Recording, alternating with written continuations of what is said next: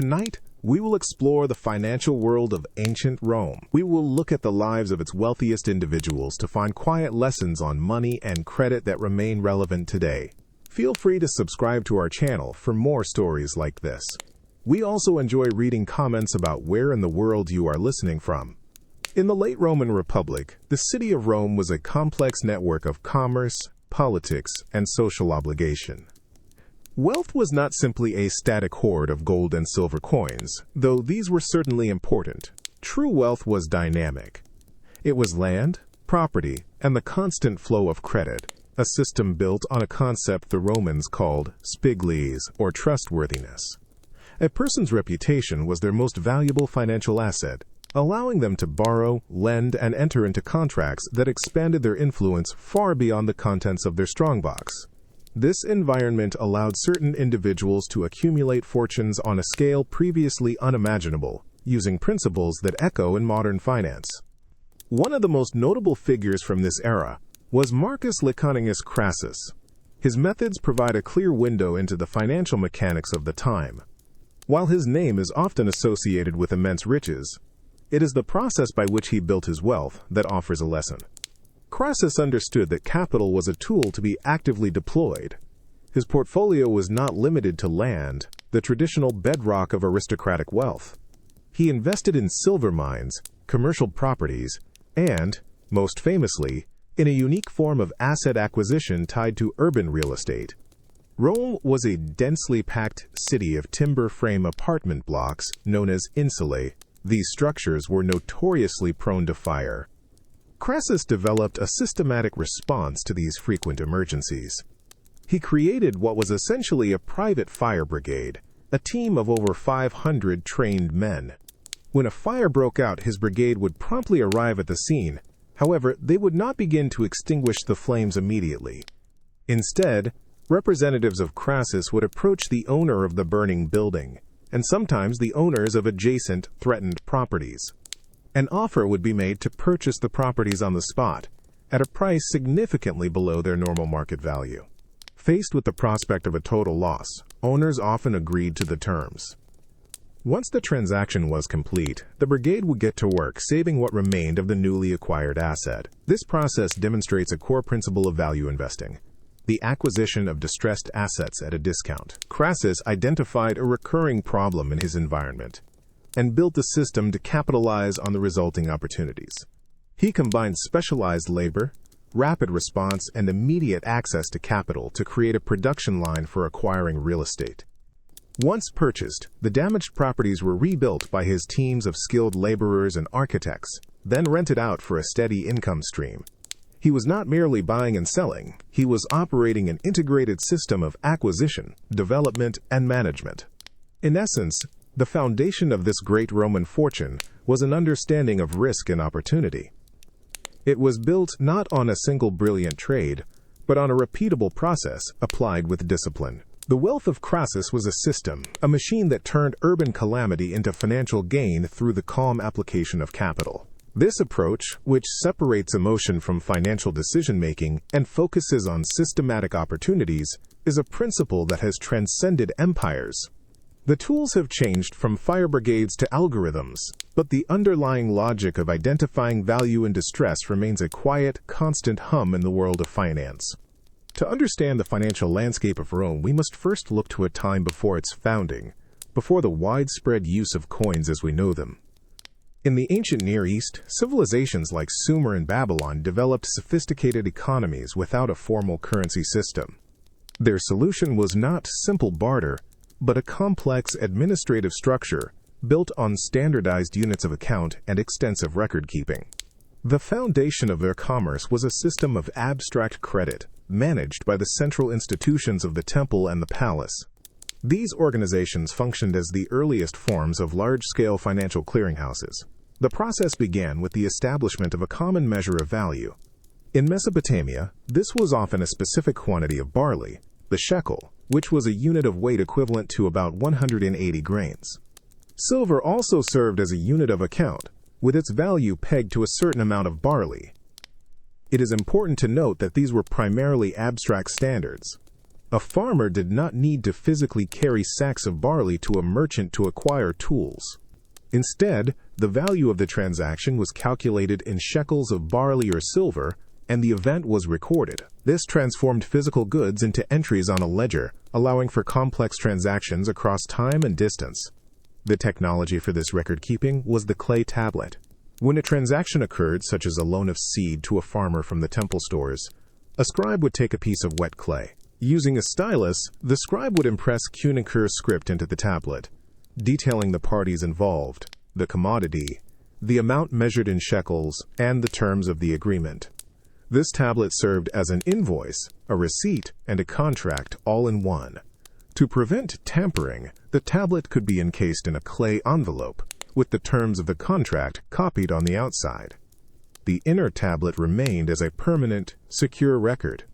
These tablets created a vast physical archive of economic activity, a distributed ledger of debts and credits. This system demonstrates that money, at its core, is a system of trust and information. It is a shared agreement to recognize a particular standard of value and a reliable method for tracking obligations. The Mesopotamians did not need coins because their society had trusted central institutions and an immutable record-keeping technology. A farmer's debt to the temple was not just a personal promise. It was an entry in a vast, organized archive, a fact as solid as the baked clay on which it was written. This reliance on ledgers and credit, rather than the physical exchange of precious metals for every transaction, is a concept that has remained central to finance for millennia. In this early system, we can see the fundamental components of a modern financial world. There were standardized units of account, methods for recording transactions, and a framework of credit that allowed the economy to function and grow. The Romans would later build upon these ancient principles, developing new instruments and scaling them across an empire. But the essential idea that wealth is managed through trusted records of value was already ancient by the time the first Roman road was laid. The evolution of money was a gradual process, a slow and practical response to the limitations of direct exchange. In small, close-knit communities where economic life was simple and relationships were based on long-term reciprocity, formal currency was unnecessary. The exchange of goods and services could be handled through barter or systems of mutual obligation. A farmer might give a portion of his harvest to the village blacksmith, with the understanding that the blacksmith would shoe his ox when the need arose. These were not anonymous transactions, but were embedded in the social fabric of the community.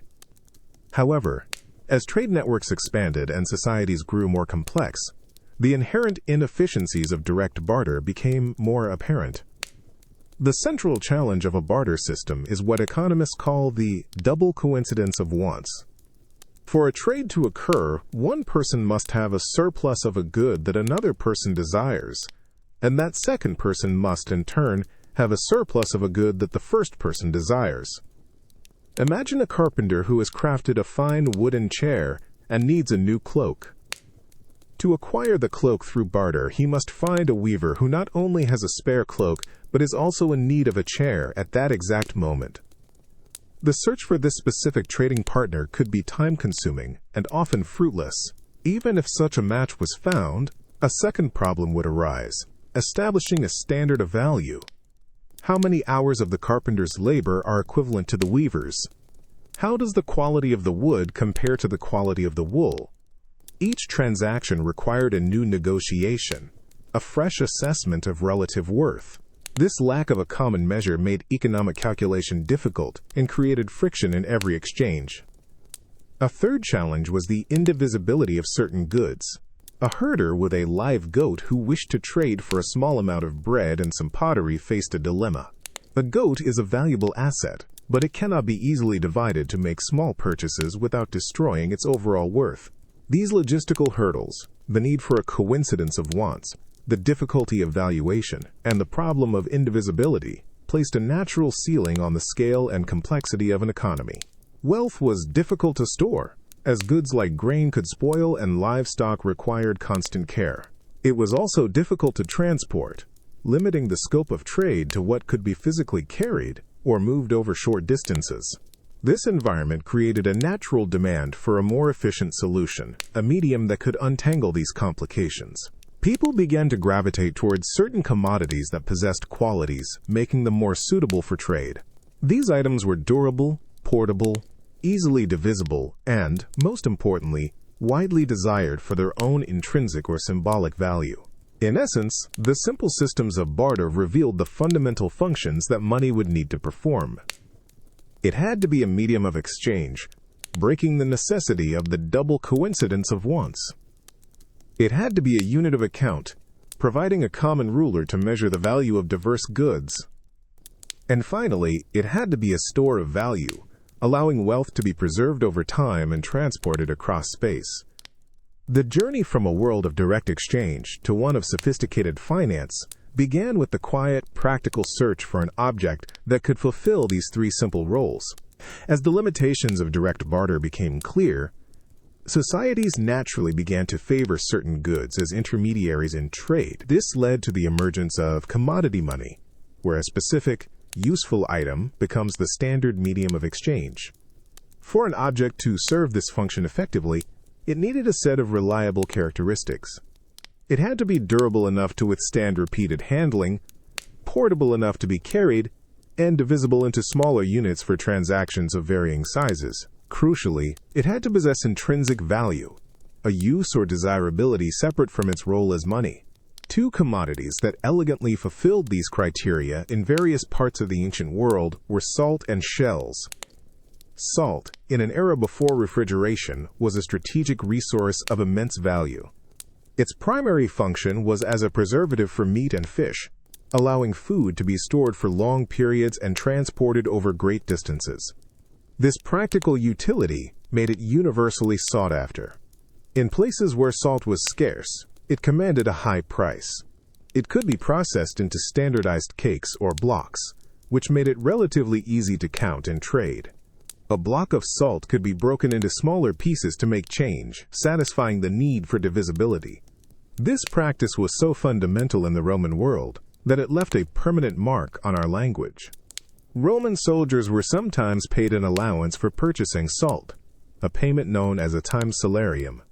This is the direct root of the modern word, salary, a quiet reminder of a time when a basic mineral was a cornerstone of compensation. In other regions, particularly in parts of Africa, Asia, and Oceania, cowrie shells served a similar purpose. Sourced primarily from a species of sea snail found in the Indian Ocean, these small, porcelain-like shells possessed many of the ideal qualities for a currency. They were remarkably durable, light, and portable. Their uniform size and shape made them easy to count, and since they could not be easily farmed or manufactured, their supply was naturally limited, protecting them from simple forgery. Their smooth texture and pleasing appearance also gave them an ornamental value, which helped ensure their widespread acceptance. A trader could accept a handful of shells for a pot of grain, confident that those same shells would be accepted by a weaver in exchange for cloth. The use of commodities like salt and shells as money represents a critical step in financial evolution. They solved the double coincidence of wants by providing a universally accepted intermediary. A person no longer needed to find someone who wanted their specific good and also had the specific good they desired. Instead, they could simply sell their surplus for salt or shells, and then use that commodity to buy whatever they needed. This system worked because the money itself had a recognized, functional purpose. The value was not abstract, it was held within the physical object. While efficient for their time, these forms of commodity money had their own logistical challenges related to weight, spoilage, and supply consistency, which would eventually lead cultures to seek a more refined medium of exchange. In the great river valley civilizations of Egypt and Mesopotamia, wealth was intrinsically tied to the land and the predictable rhythm of the annual harvest. Grain, particularly barley and wheat, was the foundational commodity. It was not just food. It was the surplus energy that fueled the entire society, from the construction of monumental temples to the funding of armies. However, using the physical grain itself as a medium of exchange for every transaction presented significant logistical problems. It was heavy, difficult to transport in large quantities and susceptible to spoilage and pests. The solution that emerged was not a new object to trade, but a new system for managing information. This system was centered on the temple or palace granary, which functioned as a secure, centralized depository. At the end of the harvest season, a farmer would bring his surplus grain to the granary. There, officials would carefully inspect the quality and weigh the quantity. The farmer would not simply leave his grain. He would receive a formal acknowledgement of his deposit. In Mesopotamia, this took the form of a clay tablet, inscribed with details of the deposit. In Egypt, a similar record would be made on a shard of pottery, called an ostrakon, or on a sheet of papyrus. These receipts were more than just acknowledgments. They were legally recognized claims on a specific amount of grain held in storage. The true innovation was what happened next. These claims, these entries in the great agricultural ledger, became the actual medium of exchange. If the farmer needed to pay a craftsman for a new tool, he did not need to return to the granary, withdraw heavy sacks of barley, and haul them across the city. Instead, he could simply transfer a portion of his claim to the craftsman. This could be done by issuing a written order to the scribes at the granary, instructing them to debit his account and credit the craftsman's. The transaction was a transfer of information, not a movement of physical goods. The craftsman, in turn, could use his newly acquired claim on grain to pay his suppliers, or he could accumulate claims until he needed to withdraw the actual grain for consumption. This process transformed a bulky, perishable commodity into a liquid and efficient form of money. The grain in the silo provided the value, but the clay tablets and papyrus scrolls provided the mechanism for exchange. This arrangement represents one of the earliest forms of a bank. The granary was the vault. The scribes were the accountants, and the written orders were the equivalent of modern checks or wire transfers. The system relied entirely on trust in the central institution to safeguard the deposits and accurately maintain the ledger. In this agricultural ledger, we see the fundamental separation of value from its physical token. The wealth was the grain, but the money was the record of ownership. It was a system that allowed for complex economic activity to occur with remarkable efficiency, all powered by the simple act of making marks on clay. This principle, that money is fundamentally an information system, a trusted ledger of credits and debits, would become a quiet but constant foundation for all subsequent financial developments. The effectiveness of the ancient ledger system depended entirely on the meticulous work of a specialized class of professionals, the scribes. These individuals were the keepers of economic memory, their daily routine a quiet and disciplined process of transforming verbal agreements into permanent, verifiable records. Their role was not merely clerical, they were the trusted intermediaries who gave the system its integrity. The entire structure of credit and payment rested on the precision of the marks they made on a simple piece of clay. The process of recording a transaction was a standardized craft. A scribe would begin with a small, palm-sized tablet of wet clay, kneaded to a smooth, even consistency. The tool for writing was a stylus, often a reed cut to a sharp, angular tip. When pressed into the soft clay, the stylus created the distinctive wedge-shaped impressions of cuneiform script. Each transaction required the careful recording of specific pieces of information in a conventional order. The scribe would note the date, the names of the individuals involved, the exact quantity and type of the commodity or silver being exchanged, and the specific terms of the agreement, such as interest rates for a loan or the conditions of a sale. To formalize the contract, witnesses were often present. After the scribe completed the inscription, each witness would take out his personal cylinder seal. These were small, intricately carved stone cylinders that, when rolled across the wet clay, left a unique, raised impression. This impression was the equivalent of a signature, a personal and non-forgeable mark of assent to the terms recorded on the tablet. The scribe might also roll his own seal, attesting to his role in creating the document. Once the inscriptions and seals were complete, the tablet was left to dry in the sun or baked in a kiln, turning it into a durable ceramic record that could last for thousands of years. For transactions of high importance, an additional layer of security was employed. The primary tablet, once inscribed, would be wrapped in another thin layer of clay, creating an envelope. The scribe would then copy the entire text of the contract onto the surface of this outer envelope. If a dispute arose later about the terms of the agreement, the parties could go before a judge. In the judge's presence, the outer envelope would be broken, revealing the pristine, unaltered original tablet inside. This provided an elegant and nearly foolproof method for preventing fraud or tampering.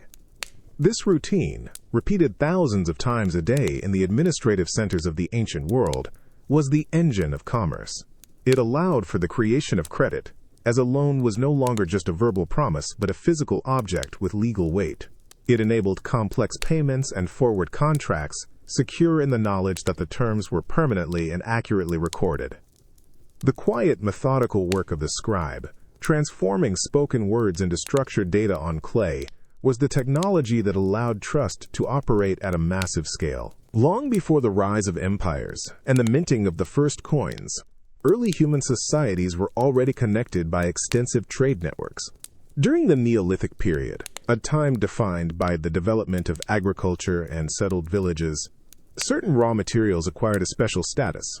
These were not common goods for everyday barter, but rare and valuable commodities that were transported over vast distances, indicating a sophisticated understanding of value and exchange. The trade in these materials, particularly obsidian and the first metals, laid the groundwork for all future commerce. Obsidian, a type of volcanic glass, was one of the most prized materials of the Stone Age. It is formed when molten rock cools so rapidly that crystals do not have time to form. The result is a glass-like substance with a unique physical property. When fractured, it breaks with what is known as a conchoidal fracture, creating edges that are orders of magnitude sharper than those achievable with other stones like flint. A skilled artisan, known as a flint knapper, could strike a core of obsidian with a stone or antler hammer, precisely detaching long, thin blades. These blades had a cutting edge of surgical quality, making them far superior for tools, arrowheads, and ritual objects. The key to obsidian's role in trade was its geological scarcity. It is found only in specific volcanic regions. In the ancient Near East, major sources were located in central Anatolia and the Armenian highlands. Yet tools made from Anatolian obsidian have been found at archaeological sites hundreds of miles away in the Levant and Mesopotamia. By analyzing the unique chemical signature of each obsidian source, archaeologists can trace the exact origin of an artifact, mapping the invisible trade routes of the Neolithic world. A small block of this dark, glossy stone, carried from person to person and village to village, retained its value across great cultural and geographic divides because its utility was undeniable. Alongside obsidian, the earliest metals began to enter these exchange networks. Before the invention of smelting, people discovered and used native metals, metals found in a pure or nearly pure state, such as copper and gold. These could be found as nuggets in riverbeds or chipped from rock outcroppings. They were immediately recognizable by their distinctive color, weight, and malleability. Unlike stone, they could be hammered and shaped into intricate forms without breaking. Initially, their use was primarily ornamental. A small gold bead or a hammered copper pendant was a powerful symbol of status and wealth, precisely because it was so rare and came from a distant, perhaps even mythical place. The long-distance movement of these specific, high-value materials demonstrates an early form of commodity-based economics. Obsidian and rare metals were not currency, but they acted as universally recognized stores of value that facilitated exchange between different cultures. The desire for these goods created the first long-distance supply chains, fostering social connections and economic dependencies.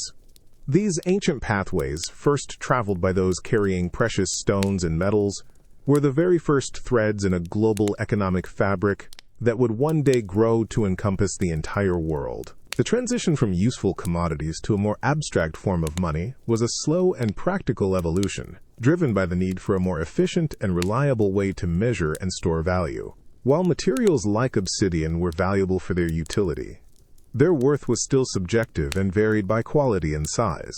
The next logical step was the adoption of materials whose value could be determined not by their specific shape or function, but by a simple objective measurement: their weight.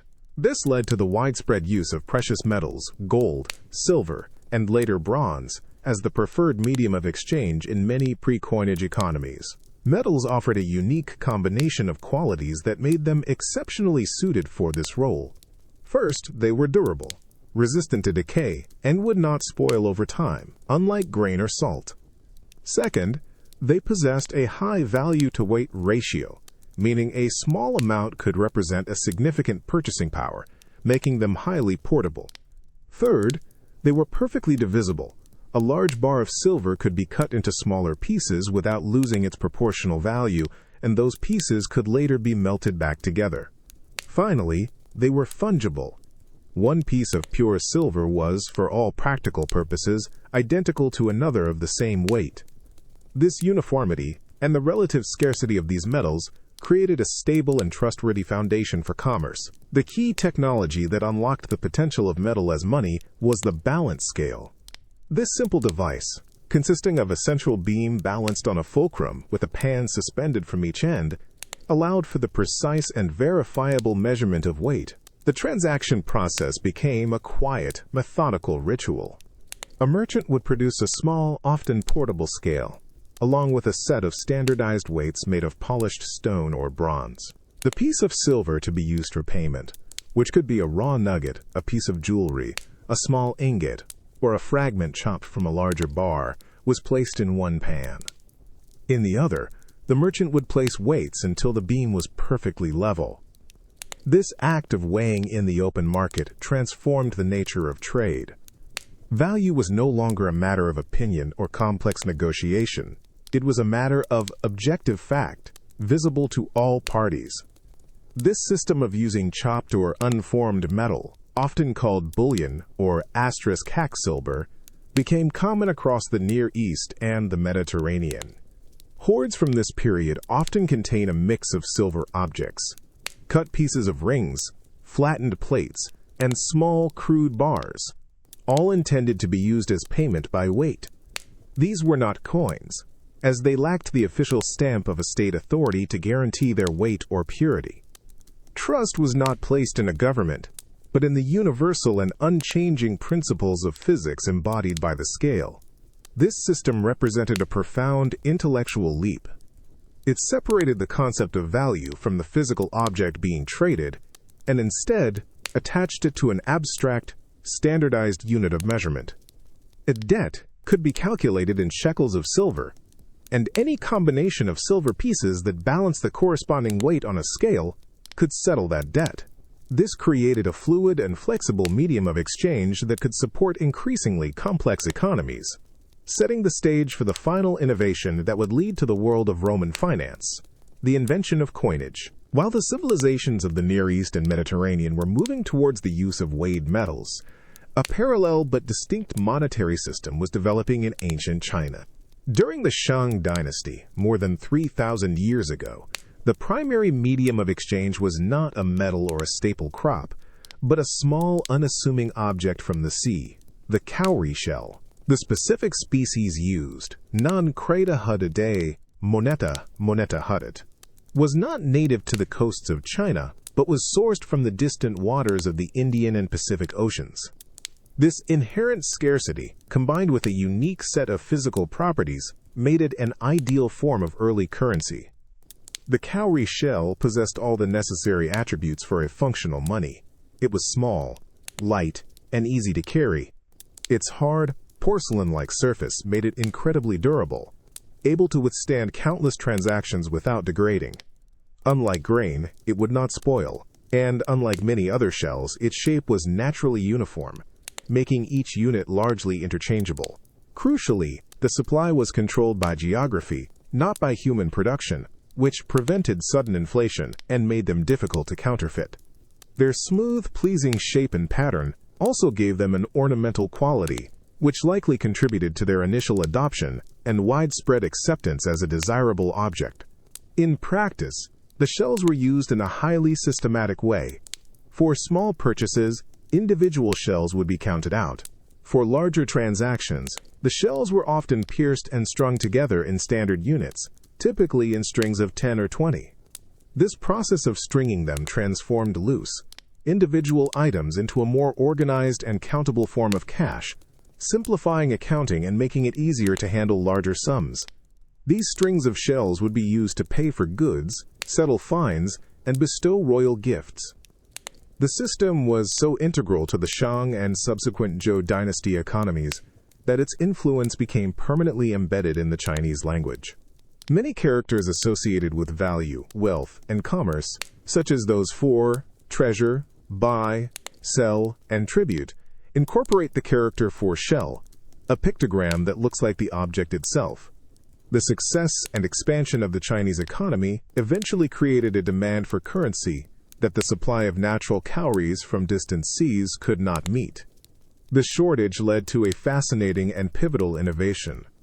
To supplement the supply, people began to manufacture imitations of cowrie shells. At first, these were carefully carved from bone, stone, or mother of pearl, closely mimicking the shape and feel of the real thing. This practice represented a subtle but profound shift in the concept of money. The value was no longer inherent in the object itself, the rare shell from a distant ocean, but in its recognized shape and its function as a token of exchange. This move from a natural commodity to a man-made representation was a critical step on the path toward coinage. It demonstrated an understanding that money could be a social convention, an object that has value simply because everyone agrees that it does. The quiet acceptance of these manufactured shells laid the conceptual groundwork for the next stage of monetary evolution, the creation of cast metal tokens, which would eventually take the familiar form of coins. The journey of the cowrie shell, from a simple marine organism to a symbol of wealth, encapsulates the transition from intrinsic value to representative value. The practice of creating manufactured cowrie shells established a powerful concept, that a representation of value could function just as well as the real object. This idea naturally extended to other items of common worth in ancient Chinese society. Beyond ornamentation, the most essential and valuable objects in a Bronze Age agricultural community were well-made tools. Spades for tilling the earth and knives for clearing land were universal items of utility and trade. It was a logical and practical step, therefore, to begin using miniature, non-functional versions of these tools as a more robust and standardized medium of exchange. This led to the emergence of some of the world's first metal coinage, which took the form of small, cast bronze objects shaped like common implements. Two of the most prominent types were spade money and knife money. Early spade money, known as BU, closely resembled an actual spade head, with a hollow socket for a handle and a flat, shovel-like blade. Similarly, early knife money, or Dao 10, was shaped like a short blade with a handle, often ending in a ring for easy stringing. These objects were cast in stone or clay molds, a process that allowed for a level of mass production and standardization that was impossible with carved bone or shell. Over several centuries, these tool-shaped coins underwent a slow but steady transformation. Their design became more stylized and less functional. The spade money grew thinner and flatter. The hollow socket, once designed to fit a wooden handle, became a solid, flattened tab. The blade, once sharp enough to be a plausible tool, became dull and simplified. The same process occurred with knife money. The blades became more decorative, the handles more abstract, until they were clearly tokens and not miniature weapons or tools. This evolution is a quiet physical record of a major cognitive shift. The value was no longer in the object's potential use, but purely in its role as a symbol of purchasing power, guaranteed by its weight, material, and conventional shape. Often, these bronze tokens would be inscribed with characters indicating their place of origin, their weight, or a monetary unit. This was another crucial step, adding a layer of information and authority to the object. It was no longer just a piece of bronze shaped like a spade. It was a specific monetary unit from a particular city or state. The system was more robust than shells, as bronze was more durable and its supply more controllable. However, the awkward shapes of spades and knives made them cumbersome to carry in large numbers. They were prone to snagging and breaking, This practical inconvenience would ultimately drive the final stage of their evolution. The ring handle of the knife money and the hole in the tab of the spade money, originally for stringing, became the most important parts of the object. Eventually, the blade and spade portions were done away with entirely, leaving just a simple, round bronze disc with a hole in the center. This was the birth of the familiar round coin that would dominate Chinese currency for the next 2 millennia. The gradual, practical journey from a shell to a tool to a token and finally to a simple disc shows how money evolves to become ever more abstract, convenient, and efficient. In the trading hubs of the ancient Near East and Mediterranean, commerce was conducted with fragments of silver and gold, their value confirmed at every exchange by the careful use of a balance scale. This system was functional but slow, with each transaction requiring a small, repetitive ceremony of measurement. The definitive solution to this inefficiency appeared in the 7th century BCE in the Kingdom of Lydia, a prosperous region in what is now western Turkey. The Lydians were uniquely positioned to pioneer the next stage of monetary history, as their land was the source of a special, naturally occurring metal. The rivers of Lydia, most famously the Pactolus, washed down a pale yellow metal known as electrum. This was a natural alloy of gold and silver, with trace amounts of copper and other metals. For centuries, Lydian merchants had traded with weighed lumps of this native electrum. The innovation was to take this process one step further, to pre-weigh standard amounts of the metal and mark them with an official seal that guaranteed their value. This was the birth of coinage. The process of creating these first coins was a simple but transformative act of craft. A metalworker would start with a measured amount of electrum, heating it until it was malleable, and forming it into a small, thick disc or bean-shaped blank called a plancher. This heated plancher was then placed onto a stationary anvil.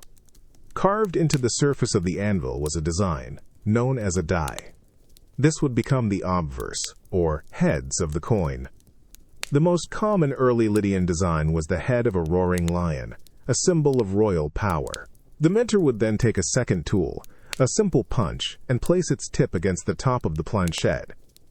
A sharp strike with a heavy hammer would drive the punch into the soft metal. This single, forceful action did 2 things simultaneously. It pressed the planched into the anvil die, impressing it with the lion symbol, and it left a deep, artless and accused square, or rectangular mark on the reverse, or tails, from the punch itself. The result was a small, standardized piece of metal, bearing a recognizable symbol. This was more than just a marked ingot. The stamp of the lion was an official guarantee by the Lydian king of 2 critical facts: the weight of the coin and the purity of its metal. Suddenly, the need for scales in everyday transactions vanished. A merchant no longer had to weigh and test every piece of metal. They simply had to count the coins. Trust was transferred from the individual merchant's scale to the authority of the state. This solved the problem of inconsistency and dramatically reduced the friction of commerce. This simple technology, a pre-weighed piece of precious metal stamped with a symbol of authority, was a revolution in a small package. The concept spread with incredible speed, first to the Greek city-states of Ionia, then across the Aegean, and eventually throughout the entire Mediterranean world. It provided a common, efficient language of value that would become the foundation for the vast and complex economies of Greece and, later, Rome. The quiet sound of a hammer striking a punch on a piece of electrum was the beginning of money, as we have come to know it. The initial Lydian coins, made from the natural alloy of electrum, represented a major advance, yet they contained an inherent flaw. The proportion of gold to silver in electrum varied from nugget to nugget, which meant that 2 coins of the same weight could have different intrinsic values. A coin richer in gold was naturally worth more than one with a higher silver content. This inconsistency created uncertainty in the marketplace. The final Lydian king, Croesus, whose name would become synonymous with immense wealth, is credited with resolving this issue by pioneering the world's first bimetallic currency of pure gold and pure silver. To achieve this, Lydian metalworkers had to develop a sophisticated metallurgical process to separate the gold from the silver in their native electrum. This was a complex procedure. One effective method they likely used was a form of cementation. The electrum would be hammered into thin sheets or granulated, then packed into a crucible with common salt and brick dust. The crucible would be sealed and heated in a furnace for an extended period. At high temperatures, the salt would react with the silver, forming silver chloride, a compound that would be absorbed by the brick dust. The gold, being chemically inert, would be left behind in a nearly pure state. This process, repeated several times, could produce gold of a very high purity. With access to refined supplies of both gold and silver, the Lydian mint could now produce two distinct types of coins, with a stable and predictable value. The minting process itself became more refined. Instead of a simple punch for the reverse side of the coin, a second, engraved die was used.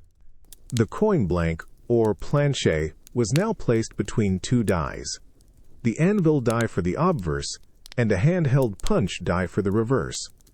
A single hammer blow would now impress a detailed design on both sides of the coin simultaneously. The coins of Croesus featured the same lion symbol as the earlier electrum issues, but now it was paired with the image of a bull, the two animals facing each other.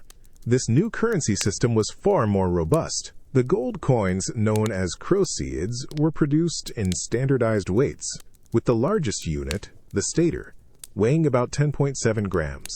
A corresponding silver stater was also minted, with its weight set in a specific ratio to the gold, likely 10 silver coins to 1 gold stater for the same weight. This created a fixed exchange rate between the two metals, allowing for transactions of any size. A citizen could use silver coins for daily purchases and gold for large-scale commerce, with the value of each coin guaranteed by the royal seal. This innovation, the separation of metals and the establishment of a standardized bimetallic system, was the final piece of the puzzle. It created a reliable and flexible monetary system that provided the stability needed for long-term planning, lending, and investment. The quiet work of the refiners in their workshops, separating one precious metal from another, allowed for the creation of a currency that was not only convenient, but also inherently trustworthy. This Lydian model of pure gold and silver coinage, with state-guaranteed weight and purity, would become the template for virtually all Western currencies for the next 2,500 years. The Lydian invention of coinage was a technical solution to a practical problem, and its logic was so compelling that the concept spread rapidly from its point of origin. The Greek city-states of Ionia, located on the Anatolian coast and in close contact with Lydia, were the first to adopt the practice. From there, it crossed the Aegean Sea to mainland Greece and its islands.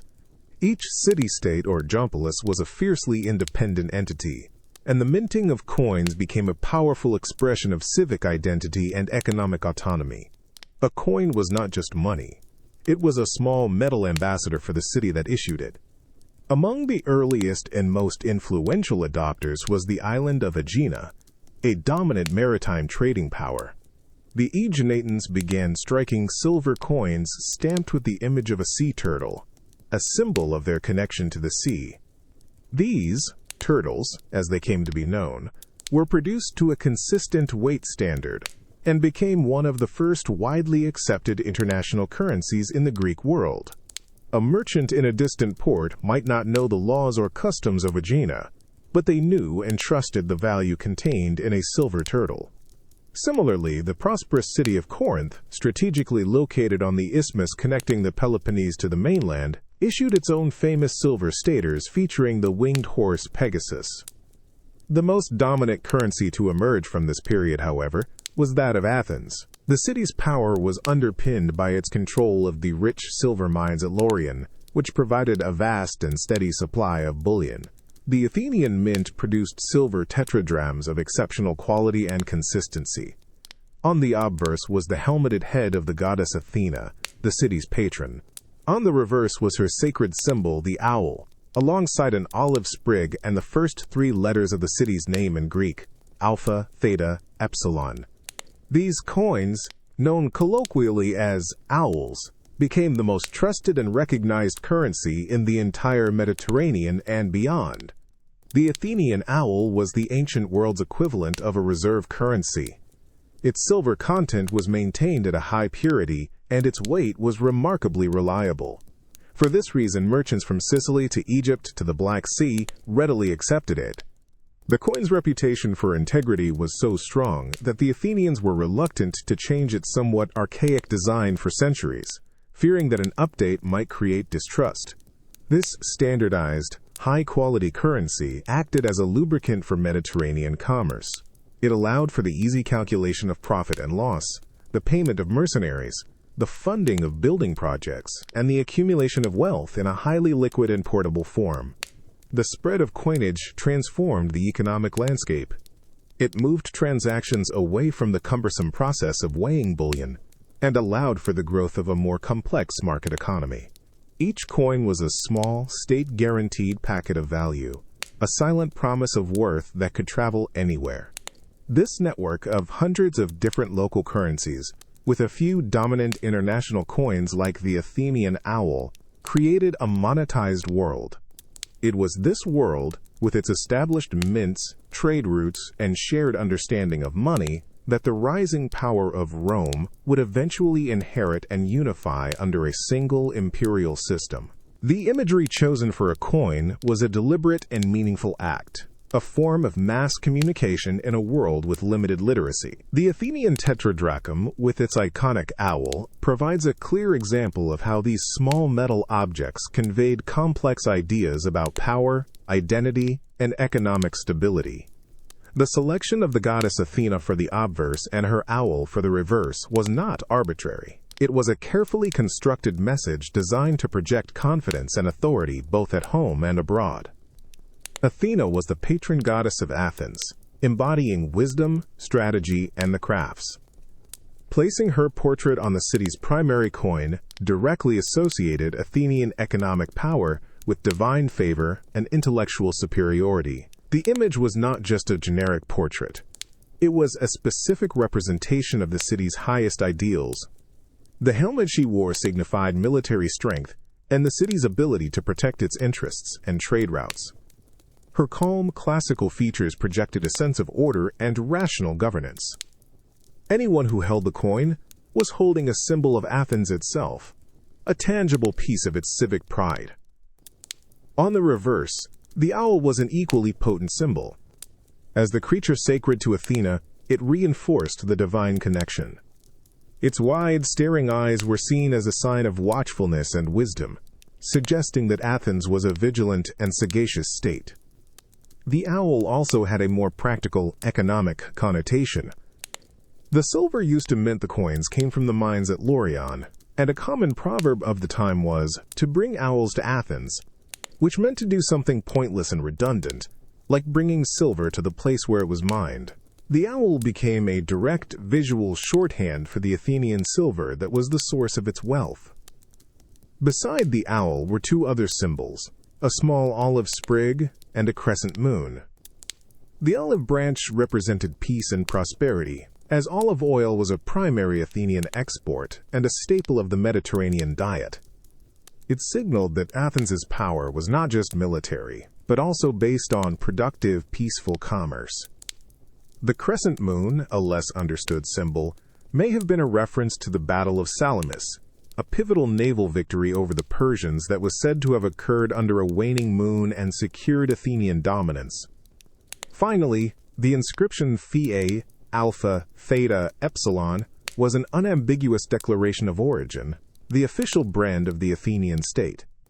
Each element on this small silver disc worked together to create a powerful narrative. The coin declared that its value was backed by divine wisdom, military might, abundant natural resources, and a commitment to commerce. This consistent and meaningful symbolism, combined with the coin's reliable weight and purity, is what built its international reputation. The owl was trusted not just because it was silver, but because it was Athenian silver. The imagery transformed a simple piece of metal into an instrument of state policy and a globally recognized emblem of financial integrity. As the Roman Republic expanded from a regional power into a vast territorial empire, it absorbed a patchwork of local economies, each with its own customs and currencies. To effectively govern, tax, and pay its legions across this sprawling domain, Rome required a unified and reliable monetary system. The solution, which would become the backbone of its economy for centuries, was a small silver coin of remarkable consistency, the denarius. Introduced during the crucible of the Second Punic War, around 211 BCE, the denarius was designed to be the standard unit for all major state transactions. The denarius was a carefully engineered object. It was struck from silver of a high purity, with an initial weight of about 4.5 grams. Its name, derived from the Latin word deni, meaning containing 10, reflected its original value. It was worth 10 bronze asses, the base unit of the early Roman currency system. The early designs were standardized and anonymous, projecting the authority of the state rather than any single individual. The obverse typically featured the helmeted head of Roma, the personification of the city, while the reverse often depicted the Dioscuri, the twin horsemen Castor and Pollux, galloping into battle, a symbol of Roman military valor. The primary function of the denarius was to serve as the unit of account for the Roman state. A legionary's salary, the asterisk stipendium, was calculated and paid in denarii. This created a uniform system of compensation for soldiers stationed in vastly different parts of the world, from the forests of Germania to the deserts of Egypt. A soldier in Britain received the same silver coin as his counterpart in Syria, a tangible link to the central authority in Rome. This standardized pay system fostered loyalty and professionalism within the army, which was the ultimate guarantor of imperial power. Similarly, the denarius became the standard for taxation. While taxes in the provinces could sometimes be paid in kind with grain or other goods, they were assessed in monetary terms and often converted into denarii for transport back to the central treasury. This system allowed Roman administrators to create predictable budgets and manage the vast cash flows required to run the empire. The denarius created a common financial language that connected the provincial taxpayer to the imperial administration, transforming a diverse collection of territories into a single economic zone.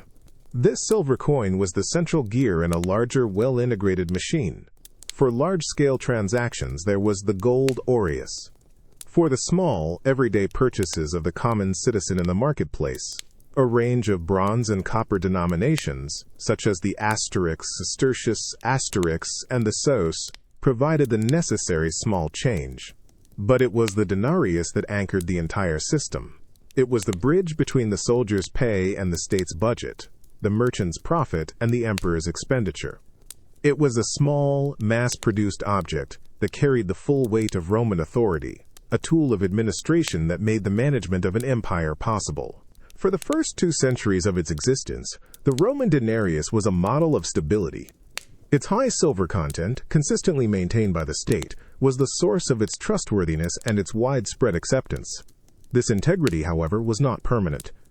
As the empire's financial obligations grew, successive emperors faced a persistent challenge: how to meet rising expenditures without a corresponding increase in state revenue. The solution they eventually turned to was not found in new taxes or conquests, but within the quiet, methodical process of the mint itself. This solution was the debasement of the currency. The process was technically straightforward. When the mint received old coins to be restruck or new bullion to be minted, the metal would be melted down in a crucible. To this molten silver, a small but specific amount of a base metal, usually copper, would be added. The resulting alloy was then cast into blanks and struck into new denarii. From the state's perspective, this was an effective way to stretch its resources. A given weight of silver, which previously might have produced 100 coins, could now, with the addition of copper, produce 105 or 110 coins. These new coins looked and felt nearly identical to the older, purer ones, and were issued with the same face value. The state could use this newly created money to pay its soldiers, fund construction, and meet its other expenses. This was not a sudden event, but a gradual trend that unfolded over many generations. The Emperor Nero, in the mid-1st century CE, was the first to significantly reduce the silver purity, a small adjustment that was likely imperceptible to the average citizen. Later emperors, facing wars or internal instability, continued the practice. With each fiscal pressure, the temptation to slightly increase the proportion of copper became harder to resist. Over the course of the 2nd century, the silver content of the denarius slowly but steadily declined from over 90% to around 75%. By the middle of the 3rd century, the coin that had once been the symbol of Roman financial strength was, in some cases, less than 5% silver, appearing as a bronze coin with a thin silver wash. The consequences of this policy were equally gradual. In the markets, astute money changers and merchants who handled currency as their trade would have been the first to notice the difference. They might discern a slight variation in the coin's color, weight, or the sound it made when dropped. This created a situation where not all denarii were considered equal. The older, purer coins of the Republic and the early Empire were hoarded, saved as a reliable store of value, while the newer, debased coins were spent as quickly as possible. In time, this led to a slow but inexorable rise in prices. A vendor, recognizing that the coins he received had less intrinsic value, would begin to demand more of them for the same quantity of goods. This quiet, creeping inflation was the long-term result of a series of short-term fiscal solutions, a silent erosion of the purchasing power that had once made the denarius the bedrock of the Mediterranean economy. The architecture of the Roman monetary system was built upon a deliberate and practical understanding of materials. The choice of metal for a particular coin was not a matter of chance, but a calculated decision based on the intrinsic properties of the substance itself. The empire's currency was a carefully tiered system of gold, silver, and copper alloys, each selected to fill a specific economic niche, from the settlement of imperial accounts to the purchase of a loaf of bread in a local market. At the apex of this system was gold. Used for the asterisk aureus and its fractions, gold was the metal of ultimate value. Its primary characteristic was its extreme rarity, which gave it the highest value-to-weight ratio. A small, easily transportable gold coin could represent an enormous amount of purchasing power. This made it the preferred medium for the state to make large payments, such as donatives to the legions, and for wealthy individuals to store their fortunes. Gold also possessed a unique chemical stability. It is almost completely inert, meaning it does not tarnish or corrode. An aureus buried for 2,000 years can be unearthed, looking nearly as bright as the day it was minted. This permanence made it an ideal and reliable store of value across generations. The workhorse of the Roman economy was silver. As the material for the denarius, silver formed the backbone of daily commerce and state finance. It was far more abundant than gold, but still scarce enough to be highly valuable. This placed it in a perfect middle ground, suitable for paying soldiers, salaries, collecting taxes, and conducting the significant commercial transactions that drove the empire's trade networks. The vast silver mines of Spain, acquired after the Punic Wars, were a critical strategic asset, providing the raw material that fueled Roman expansion. The metal itself, when pure, is quite soft, so it was typically alloyed with a small amount of copper to increase its hardness and durability for circulation. For the countless small transactions of everyday life, the state minted coins from copper and its alloys, such as bronze and orichalcum. These base metals were abundant and therefore had a low intrinsic value, making them perfect for fractional currency.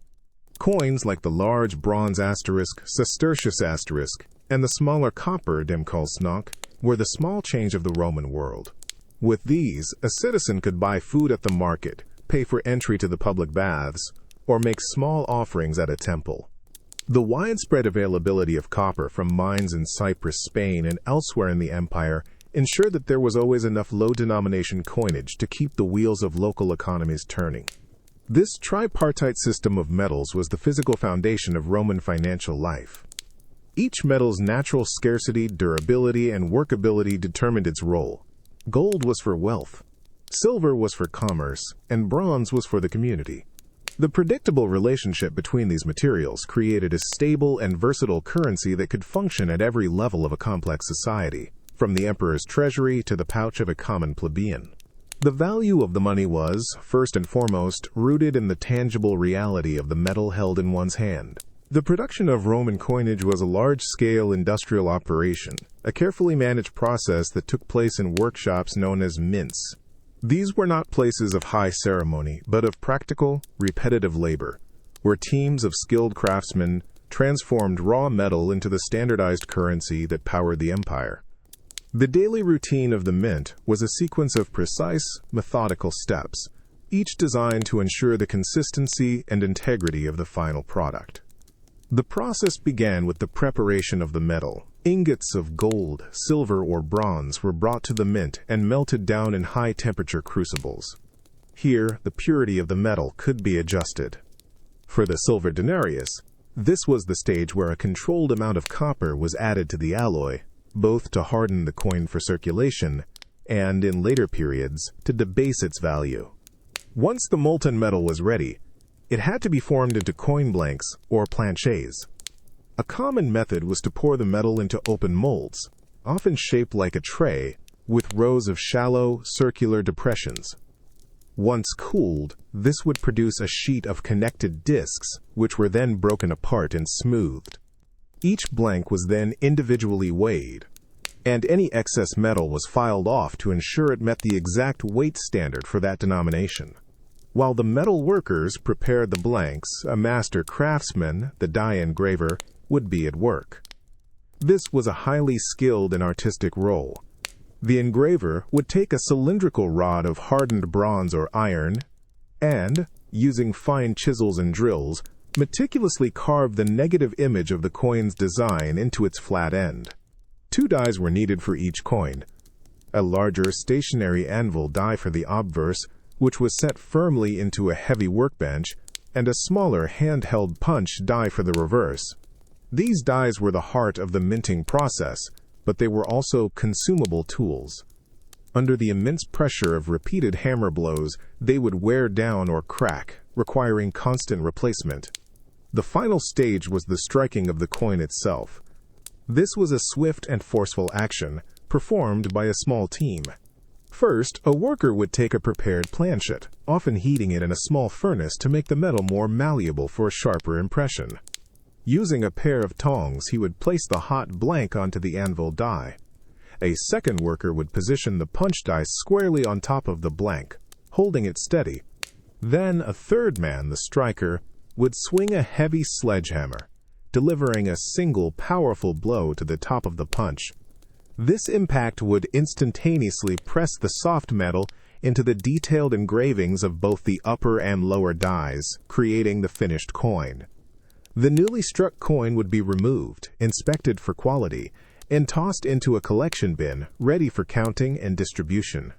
This entire sequence, melting, casting, adjusting, and striking, was a routine of controlled force and precision. It was a craft that combined the strength of the hammer with the delicate artistry of the engraver, a system of mass production that turned inert metal into a symbol of imperial authority and a tool of economic life. While the political structures of the Western Roman Empire fragmented in the 5th century, the Roman state endured in the East, centered on its formidable capital, Constantinople. This Eastern Roman, or Byzantine Empire, not only preserved the administrative and legal traditions of Rome, but also maintained and refined its sophisticated monetary system. In an age of increasing economic localization and turmoil in the West, Byzantium became the anchor of international commerce, largely due to the stability and integrity of its currency, particularly its gold coinage. The cornerstone of this enduring economic power was the asterisk solidus. This gold coin had been introduced by the Emperor Constantine the Great in the early 4th century as a replacement for the increasingly debased aureus. The solidus was a model of fiscal discipline and precision. It was struck to a strict standard of 72 coins to a Roman pound of pure gold, giving each coin a consistent weight of about 4.5 grams. The true innovation was not the coin itself, but the state's unwavering commitment to maintaining this standard. For nearly 7 centuries, from its introduction until the 11th century, the solidus retained its specified weight and high gold purity. This remarkable consistency made the solidus the most trusted currency in the medieval world. Its reputation for reliability was a strategic asset for the empire. Merchants from the nascent kingdoms of Europe, the trading posts of the Kievan Rus, the caravanserais of the Silk Road, and the ports of the Indian Ocean all recognized and accepted the Byzantine gold coin, which became widely known simply as the debasement. A transaction could be settled with these coins without the need for scales or metallurgical tests. The image of the reigning Byzantine emperor on the obverse was a sufficient guarantee of its value, a globally recognized brand of quality. The imagery on the solidus reflected the empire's evolving identity. While early coins retained Roman imperial portraiture, they quickly adopted explicitly Christian symbolism. The emperor was often depicted holding a cross or a globus cruciger, an orb topped with a cross, symbolizing his role as God's vice-regent on earth. The reverse frequently featured a large cross, an angel, or Christ himself. These designs transformed the coin from a simple tool of commerce into a small piece of imperial and religious propaganda, broadcasting the power and piety of Constantinople to the furthest reaches of the known world. This stable gold standard was supported by a full system of subsidiary coinage, including silver and bronze issues for smaller transactions. But it was the solidus that served as the unit of account for international trade and the preferred store of value. The quiet, methodical work of the imperial mints, consistently producing a coin of unchanging quality, provided the economic bedrock that allowed the Byzantine Empire to thrive as the commercial hub of Eurasia for centuries. It was a long-term policy of monetary integrity that paid dividends in the form of enduring economic influence. The extraordinary longevity of the Byzantine solidus as a stable currency was not an accident of history, but the result of a deliberate, long-term state policy. The imperial administration understood that the integrity of its gold coinage was a fundamental pillar of its power. This understanding was reflected in the meticulous organization and control of the minting process, which was treated as a vital state secret and a carefully guarded monopoly. The main imperial mint was located within the secure walls of the Great Palace of Constantinople, under the direct supervision of high-ranking fiscal officials. The physical form of the solidus evolved in a way that prioritized function over artistry, with a focus on preventing common forms of fraud. Unlike the thick, high-relief coins of the classical period, the solidus was typically a much thinner and wider disc of metal. This design choice, producing what is known as a thin flan, was a practical security measure. A thinner coin was much more difficult to clip, the practice of shaving small amounts of metal from the edge of the coin, without the damage being immediately obvious. The broad, flat surface also provided a large canvas for the increasingly complex iconographic designs, which served as another anti-counterfeiting feature. The state also exercised strict control over the empire's gold supply. Gold mines were imperial property, and laws regulated the use of gold by private citizens, prohibiting its export under most circumstances. When foreign merchants came to Constantinople to sell their goods, they were often paid in solidi, but they were also required to spend those coins on Byzantine products, such as silks or spices, before they departed. This created a closed-loop system that ensured a constant demand for the currency and prevented a drain of bullion from the imperial treasury. The empire treated its gold currency not just as a medium of exchange, but as a strategic reserve to be managed with the utmost care. This centuries-long commitment to monetary stability stands in stark contrast to the fiscal policies that had prevailed in the late Western Roman Empire. While the denarius had been progressively debased to meet short-term needs, the Byzantine state recognized the long-term value of a trustworthy currency. For hundreds of years, emperors facing fiscal crises would resort to other measures, raising taxes, cutting expenses, or selling off state assets, before they would consider tampering with the purity of the solidus. This fiscal conservatism was a conscious choice, a lesson learned from the past. The eventual decline of the solidus in the 11th century was a clear signal of the empire's broader political and economic troubles. Faced with overwhelming military pressures, the emperors finally began to debase the gold coinage, mixing it with silver and copper. As the purity of the coin, now often called the asterisk nomisma, fell, so too did its international reputation. Merchants once again had to rely on scales and tests to ascertain its true value. The 1,000-year history of the solidus is a quiet but powerful demonstration of a core financial principle. That long-term trust in a currency is a priceless asset. built through generations of discipline and lost through short-term expediency. In the centuries following the decline of Roman authority in the West, the circulation of high-quality coinage became inconsistent and scarce in many parts of Europe. Societies had to develop alternative methods for managing debts and facilitating commerce. In medieval England, one of the most durable and sophisticated of these systems relied not on metal, but on a simple piece of wood. This was the tally stick, a humble object that functioned as a secure contract, a receipt, and even a transferable financial instrument for over 700 years. The system's elegance lay in its simplicity and its nearly foolproof security. The process began with a smoothed, squared-off rod of wood, typically hazelwood. When a debt was incurred or a payment was made to the crown, an official would record the transaction on this stick. The amount was not just written down, it was physically cut into the wood. A system of standardized notches, of varying sizes and depths, was used to represent different sums of money. A thick notch might signify 100 pounds, a smaller one a single pound, and a fine score a shilling. Along with these notches, a brief description of the transaction, the names of the parties and the date, was written in ink on two of the flat sides. Once the details were fully recorded, the stick was split lengthwise, from top to bottom, through the center of the notches. This division was the key to the entire system. It created two perfectly corresponding halves. The longer piece, which included the solid base or handle of the original stick, was called the ewe stock. This was given to the creditor, the party who was owed money or had made a payment. The shorter piece was called the foil and was retained by the debtor or the record-keeping authority, such as the Royal Exchequer. The security of this method was inherent in the physical nature of the wood. The unique grain pattern and the precise way the notches split meant that only the original stock and foil could be perfectly matched. It was impossible to alter one half without the change being immediately apparent when compared to the other. A debtor could not secretly carve an extra notch to reduce their obligation, nor could a creditor add one to increase the amount owed. The two pieces served as an identical, verifiable record for each party, a shared and incorruptible truth held in two separate hands. The tally stick was more than just a primitive accounting tool. The stock, held by a creditor, was proof of a debt owed to them by a reliable party, like the government. As such, it became an asset in itself. A person holding a stock from the exchequer could sell it to a third party at a small discount, allowing them to receive cash immediately. The buyer could then use that stock at its full face value to pay their own taxes.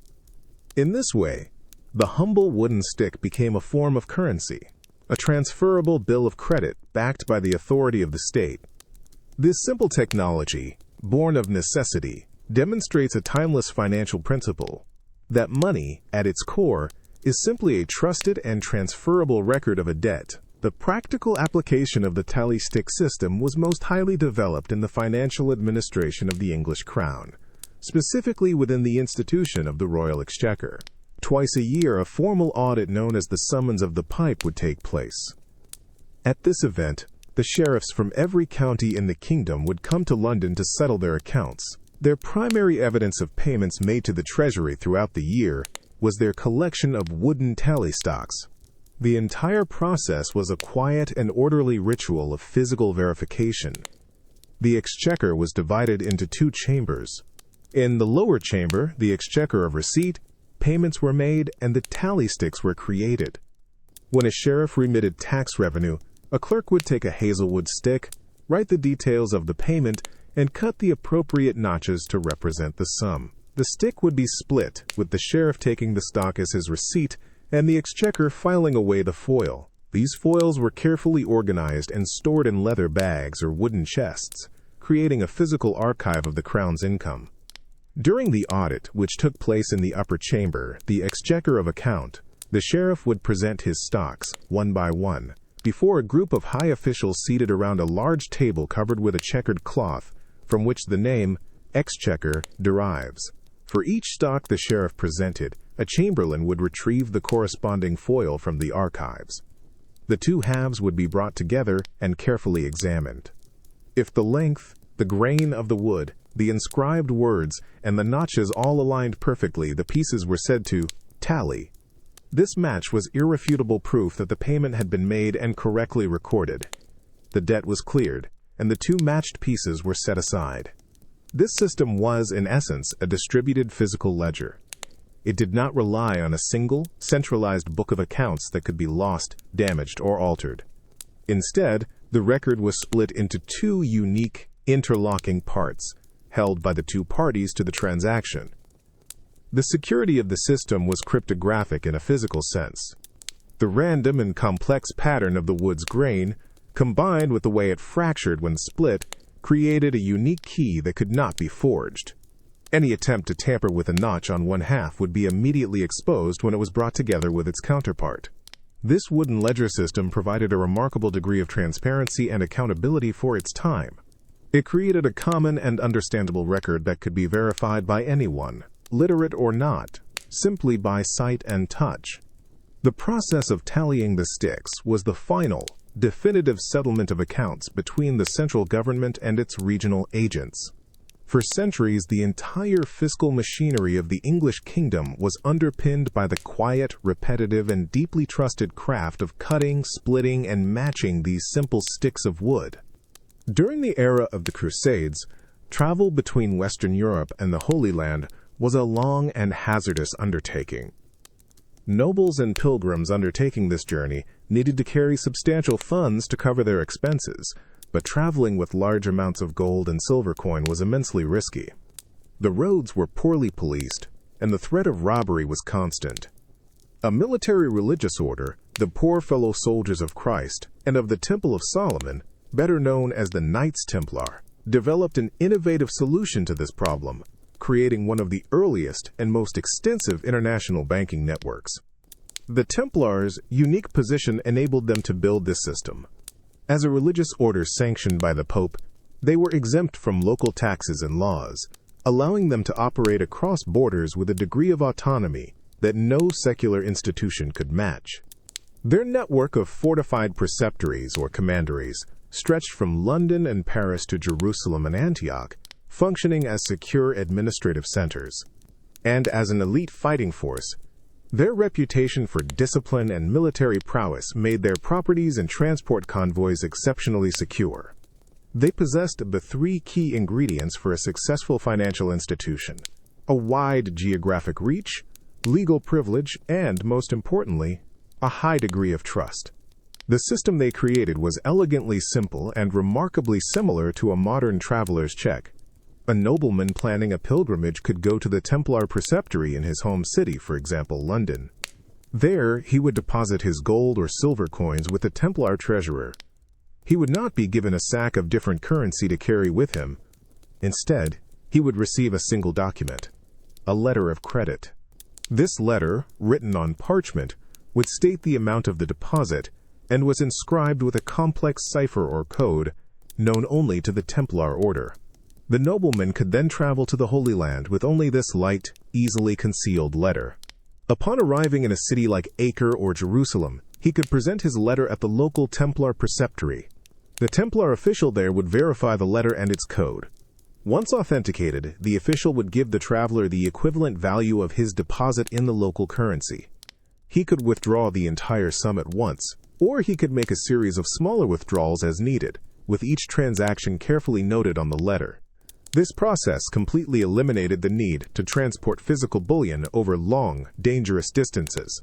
The Templars were not moving gold from London to Jerusalem for each transaction. Instead, they were balancing their books across their international network. The gold deposited in London could be used to fund the order's local operations, while the cash dispensed in Jerusalem came from the order's revenues in the East. It was a sophisticated system of credit and clearing, a vast ledger that spanned Christendom. By leveraging their unique infrastructure of security and trust, the Knights Templar created a financial service that made the medieval world a slightly smaller and more connected place. The financial services offered by the Knights Templar evolved far beyond simple letters of credit for pilgrims. Their reputation for integrity and their secure, fortified preceptories made them the natural depository for the wealth of European monarchs and nobility, A king might store his treasury in the Paris temple, not just for safekeeping, but also to utilize the order's sophisticated financial machinery. The Templars became, in effect, the bankers to the aristocracy of Europe, managing vast and complex accounts with a level of professionalism that was unparalleled for the age. The core of this operation was a meticulous and confidential ledger system. When a nobleman deposited funds, the transaction was recorded in the order's books.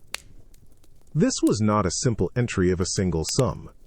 The Templars maintained detailed, running accounts for their major clients, akin to modern bank statements. These accounts would record not only deposits, but also a variety of financial activities. A lord could issue a written order to the Templars to pay a certain sum to another individual, effectively using his account to settle a debt without any physical cash changing hands. The Templars would simply debit his account and credit the account of the payee. This system of account transfers was particularly useful for monarchs. The French king, for example, could use the Templars to manage state revenues. Tax collectors from across the kingdom could deposit their collections at the nearest Templar preceptory. These deposits would be credited to the royal account, and the king, residing in Paris, would receive regular updates on his balance. He could then issue drafts on his Templar account to pay for military campaigns, building projects, or the salaries of his officials. The Templars were functioning as a national treasury, providing a centralized and efficient system for managing the complex cash flows of a medieval state. Furthermore, the Templars engaged in lending, although they had to navigate the Church's strict prohibitions on usury. They did this by structuring loans in creative ways. A loan might be disguised as a rental agreement for a piece of property, with the rent payments effectively serving as interest. Or, they might grant a loan in one currency to be repaid in another, with the exchange rate difference containing a hidden charge for the service. They also provided a form of mortgage, where a landowner going on crusade could cede his estates to the Templars for management. The Templars would collect the revenues from the land, using part of it to fund the owner's expedition, and keeping the rest as their fee. The quiet administrative work that took place within the walls of the Templar preceptories, the careful inking of ledgers, the verification of ciphers, the counting of coin, and the archiving of documents, formed the backbone of a vast financial enterprise. They were not just soldiers. They were accountants, treasurers, and asset managers on an international scale. By creating a unified and trusted system for the secure storage and transfer of value, they laid much of the practical groundwork upon which the great banking houses of the Renaissance would later build. As the High Middle Ages gave way to the early Renaissance, the economic center of gravity in Europe shifted towards the prosperous city-states of northern Italy. Centuries of fragmented and often unreliable currencies had created a deep need for a stable, high-value medium of exchange to facilitate the booming international trade in goods like wool, silk, and spices. In the year 1252, the Republic of Florence, a hub of textile manufacturing and finance, took a decisive step to fill this void by issuing a new gold coin, the florin. The florin was a masterpiece of monetary design and policy. It was a small, neat disc of metal, weighing a consistent 3.5 grams. Its most important feature, however, was its composition. It was struck from virtually pure gold, 24 carats, a level of fineness that was almost unprecedented in Europe at the time. This uncompromising purity was a deliberate statement. The city of Florence was staking its international reputation on the intrinsic value of this coin. The imagery was equally deliberate. The obverse was stamped with a stylized fleur-de-lis, the lily flower that was the proud emblem of the city. The reverse bore the image of Florence's patron saint, John the Baptist, clad in a simple hair shirt. The genius of the florin was not just its initial quality, but the Florentine government's steadfast commitment to maintaining that quality. For over 250 years, while kings and princes across Europe frequently debased their own coinage to meet short-term expenses, the weight and purity of the florin remained absolutely constant. This long-term fiscal discipline created an unparalleled level of trust. A merchant in London, Bruges, or Alexandria could accept a florin in payment with complete confidence, knowing that its value was stable and guaranteed. The coin became the de facto international currency of Europe, the benchmark against which other currencies were measured.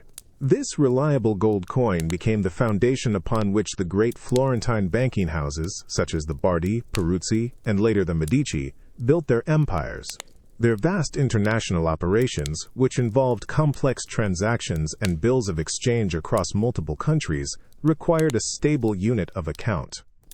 The florin provided this. Debts and credits on their ledgers were calculated in florins, creating a common financial language that transcended borders. A bill of exchange drawn in florins could be used to purchase English wool, with the final settlement calculated and often paid in the universally trusted gold coin. The florin was more than just money. It was the physical embodiment of Florentine commercial integrity. Its unwavering standard was a reflection of the city's pride in its craftsmanship and its dominance in the world of finance. The quiet, methodical process of its minting, and the civic promise to never alter its composition, created an anchor of stability that helped lubricate the wheels of the European economy and finance the cultural flourishing of the Renaissance. While the Florentine florin provided the stable currency for Renaissance commerce, it was the Medici Bank that perfected the techniques for managing that wealth. Founded by Giovanni di de' Medici in 1397, the bank's true genius lay not in any single invention, but in the sophisticated and systematic application of existing financial tools, particularly double-entry bookkeeping. This accounting method, which had been developing in Italy for over a century, was the key to their ability to manage a vast and complex international enterprise with precision and clarity. The principle of double-entry accounting is simple but profound. For every transaction, 2 entries are made in the ledger. One is a debit in one account, and the other is a corresponding credit in another account. For example, if the bank received a deposit of 100 florins from a client, the cash account would be debited with 100 florins, and the client's liability account would be credited with the same amount. The system is always in balance. The sum of all debits must equal the sum of all credits. This internal consistency provided a powerful, built-in mechanism for error checking. At any time, the partners could look at their books, the Libro Mastro or General Ledger, and have a clear and accurate snapshot of the bank's complete financial position. The Medici Bank used this system to manage a network of autonomous but interconnected branches in key European financial centers like Venice, Rome, London, and Geneva.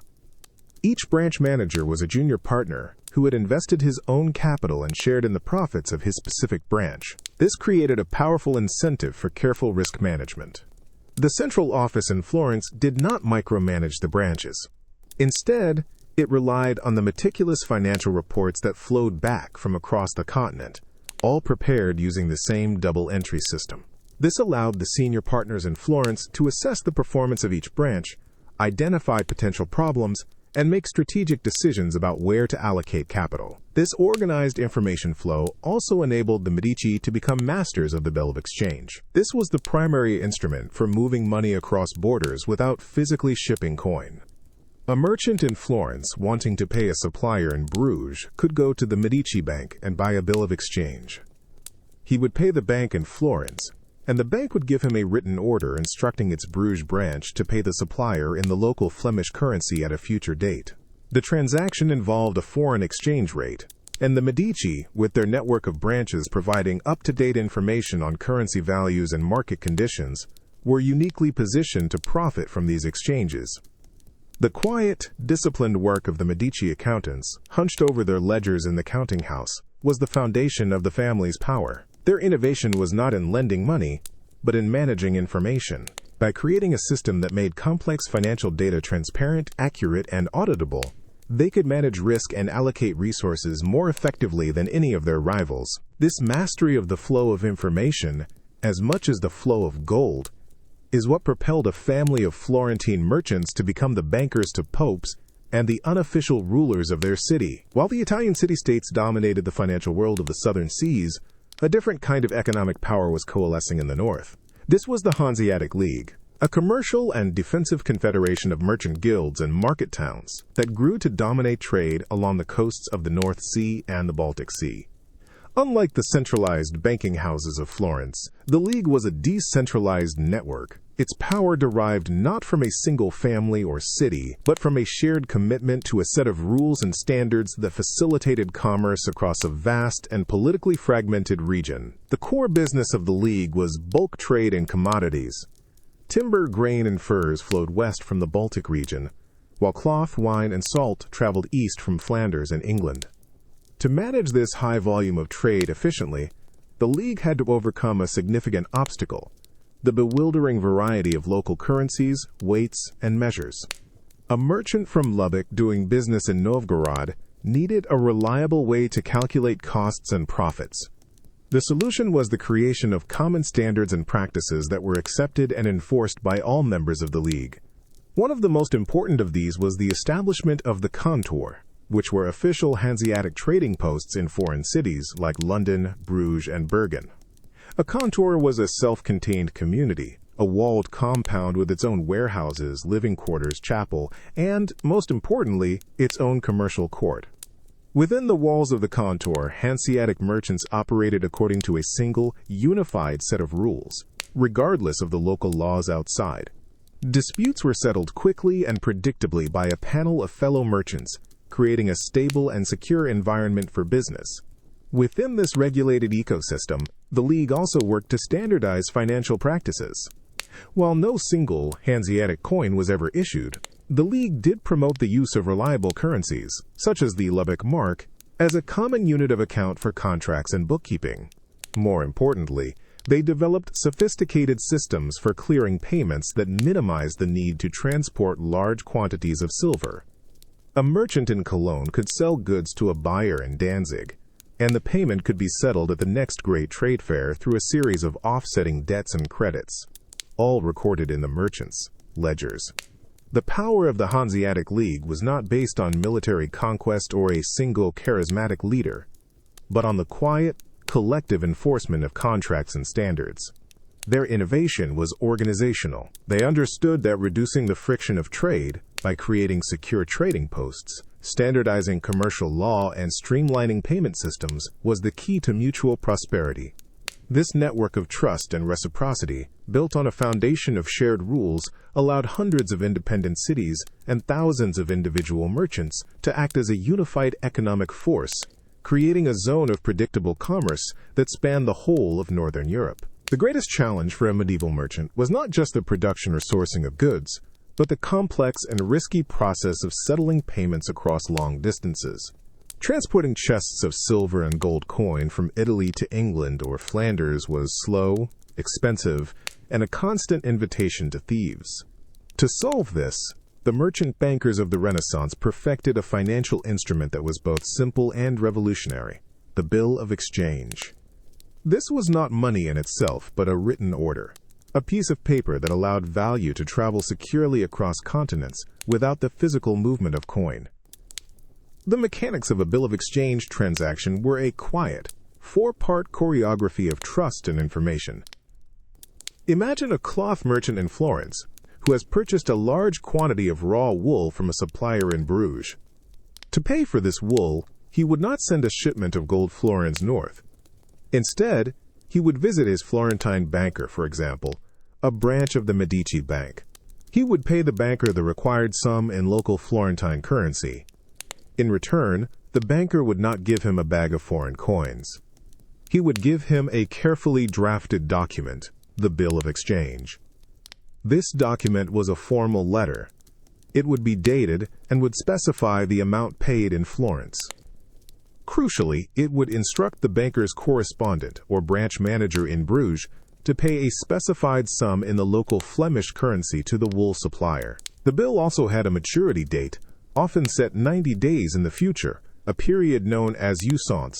The Florentine merchant would then send this single, lightweight piece of paper to his supplier in Bruges via a secure courier.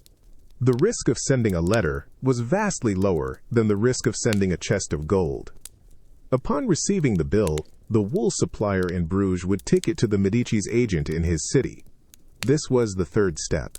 The agent would accept the bill, often by signing it, confirming that he would honor the payment when it came due. The supplier could then wait the 90 days and collect his payment in cash, or, if he needed funds immediately, he could sell the bill to another merchant at a small discount. The bill itself had become a tradable asset.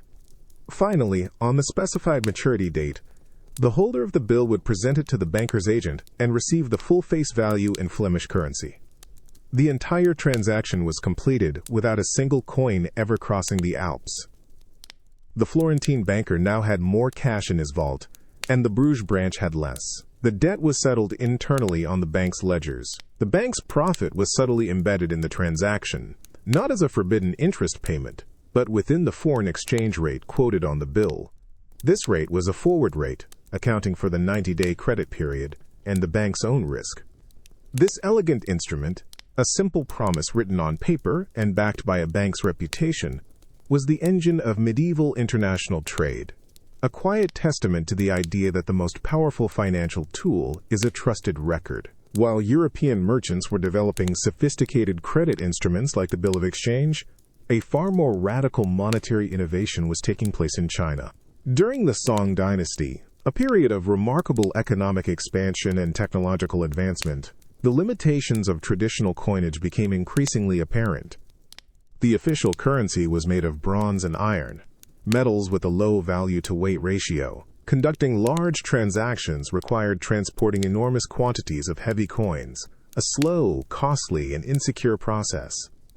A wealthy merchant might need several carts just to carry the payment for a single shipment of silk.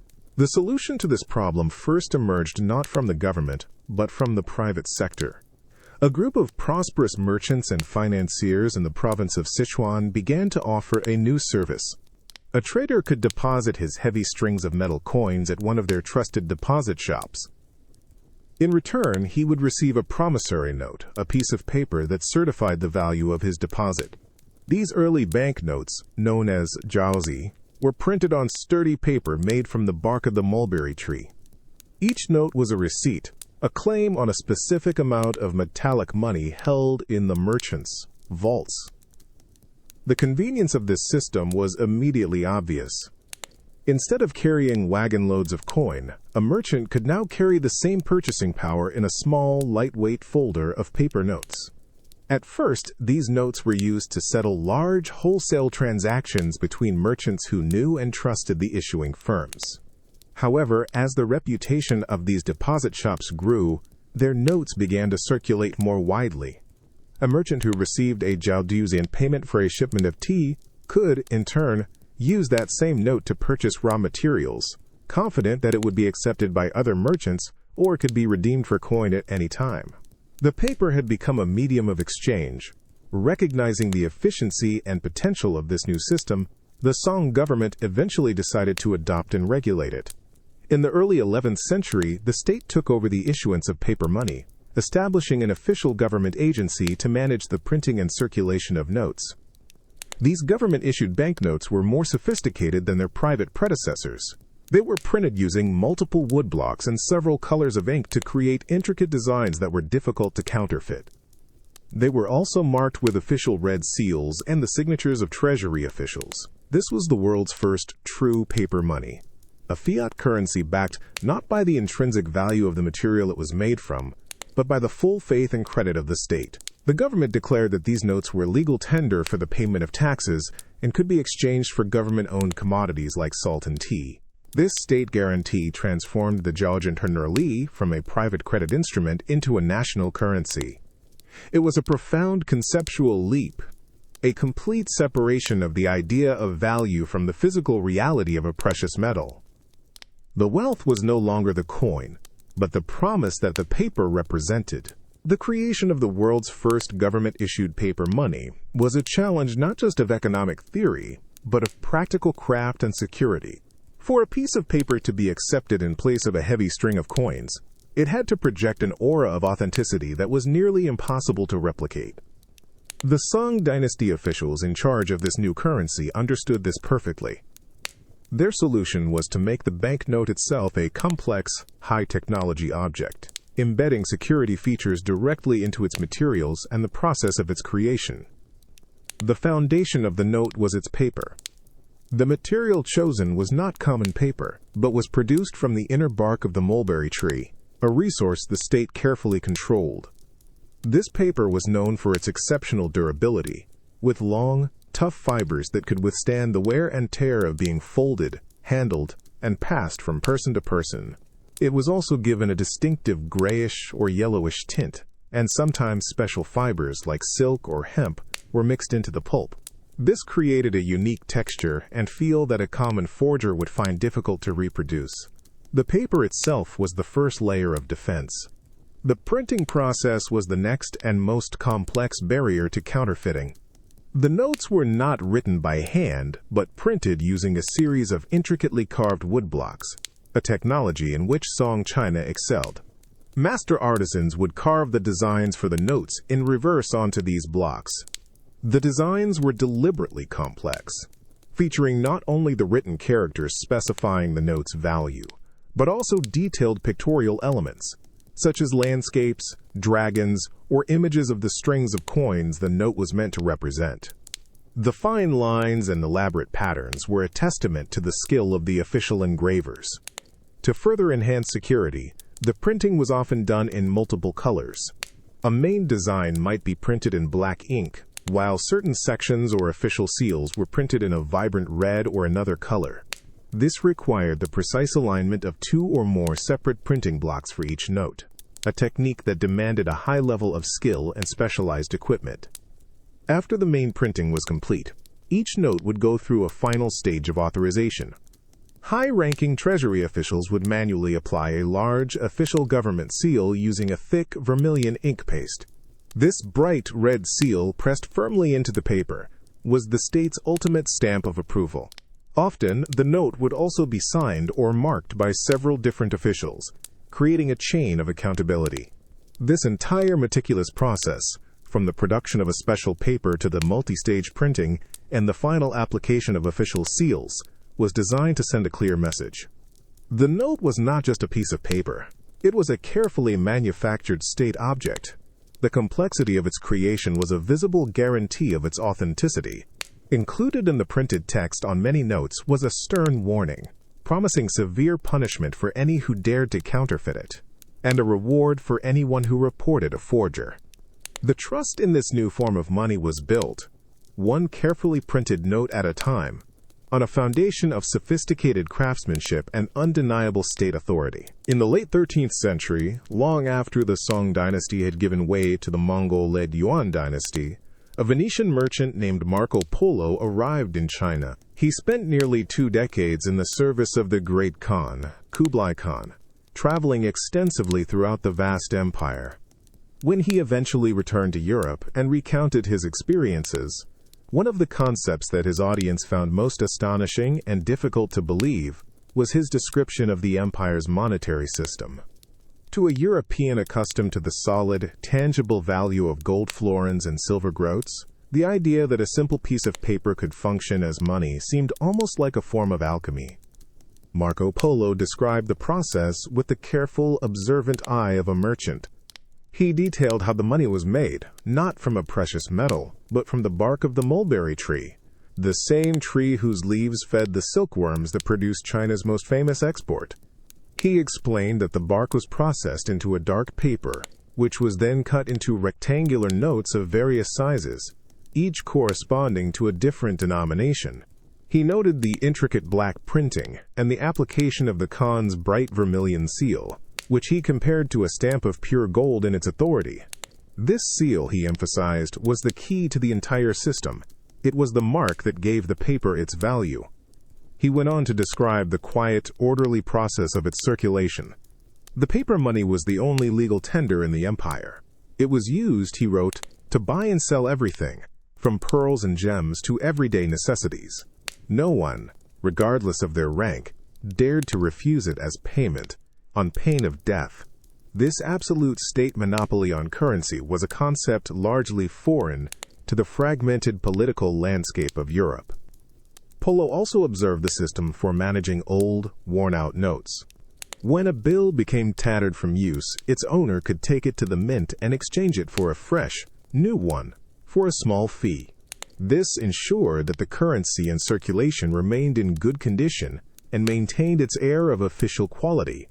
Polo's account captured the two essential pillars that made this system work.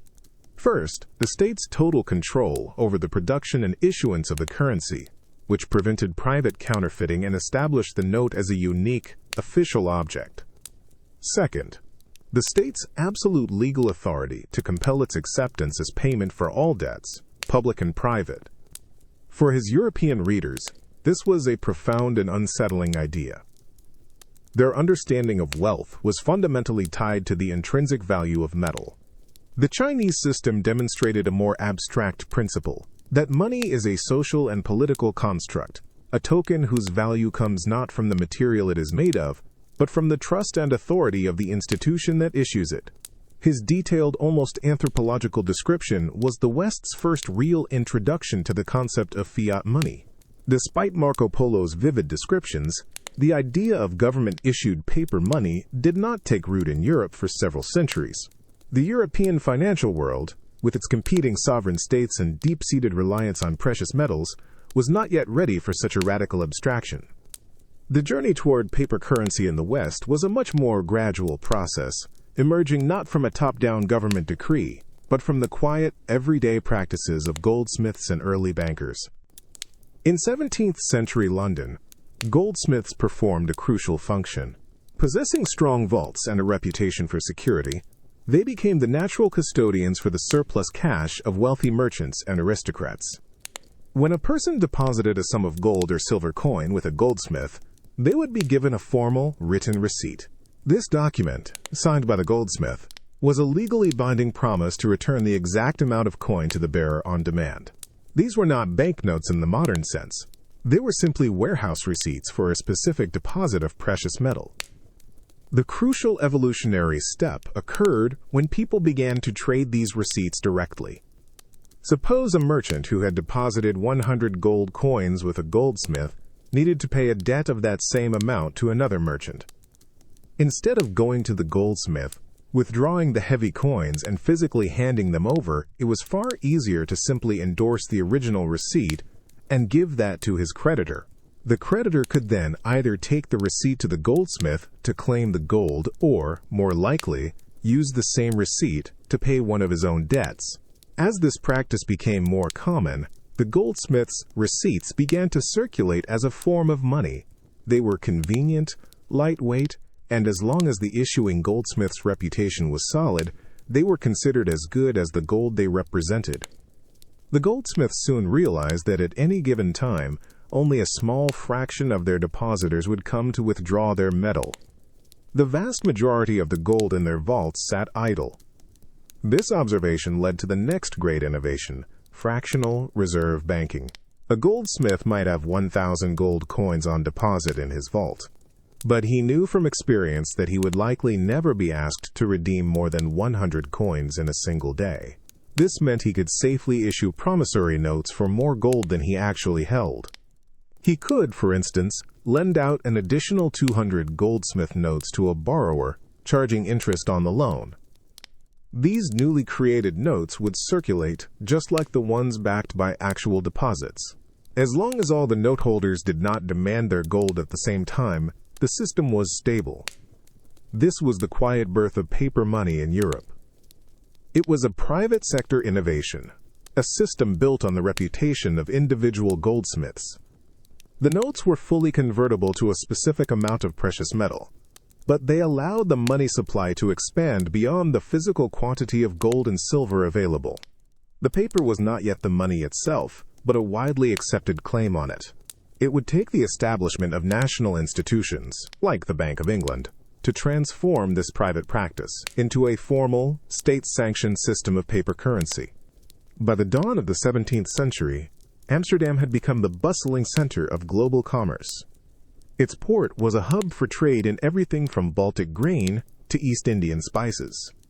This vibrant international trade, however, created a significant monetary problem. Merchants from across Europe arrived in the city with a dizzying array of different coins: Spanish pieces of 8, French écus, German thalers, each with a different weight, fineness, and state of wear. The constant need to weigh, test, and value these coins created friction, uncertainty, and opportunities for fraud. To solve this problem and solidify its position as Europe's financial capital, the city of Amsterdam established the Asterisk Wissel Bank, or Bank of Amsterdam, in 1609. This was not a bank in the modern sense of a lending institution. It was a public utility, a city-owned exchange bank designed to create a single, reliable standard of value. Its primary function was to accept deposits of any type of foreign or domestic coin, as well as bullion, and to convert the value of these deposits into a new, standardized unit of account, the bank florin or guilder. The process was straightforward and methodical. A merchant would bring his collection of mixed coins to the bank. There, trained assayers would test the metal for purity and weigh it with precision. The bank would calculate the exact value of the precious metal contained in the deposit, subtract a small administrative fee, and credit the merchant's account with the corresponding amount in bank florins. This new unit of money was not a physical coin. It was a purely abstract unit of account, a credit entry in the bank's carefully maintained ledgers. The genius of this system was that all major commercial transactions in Amsterdam were soon required by law to be settled through the Wissel Bank.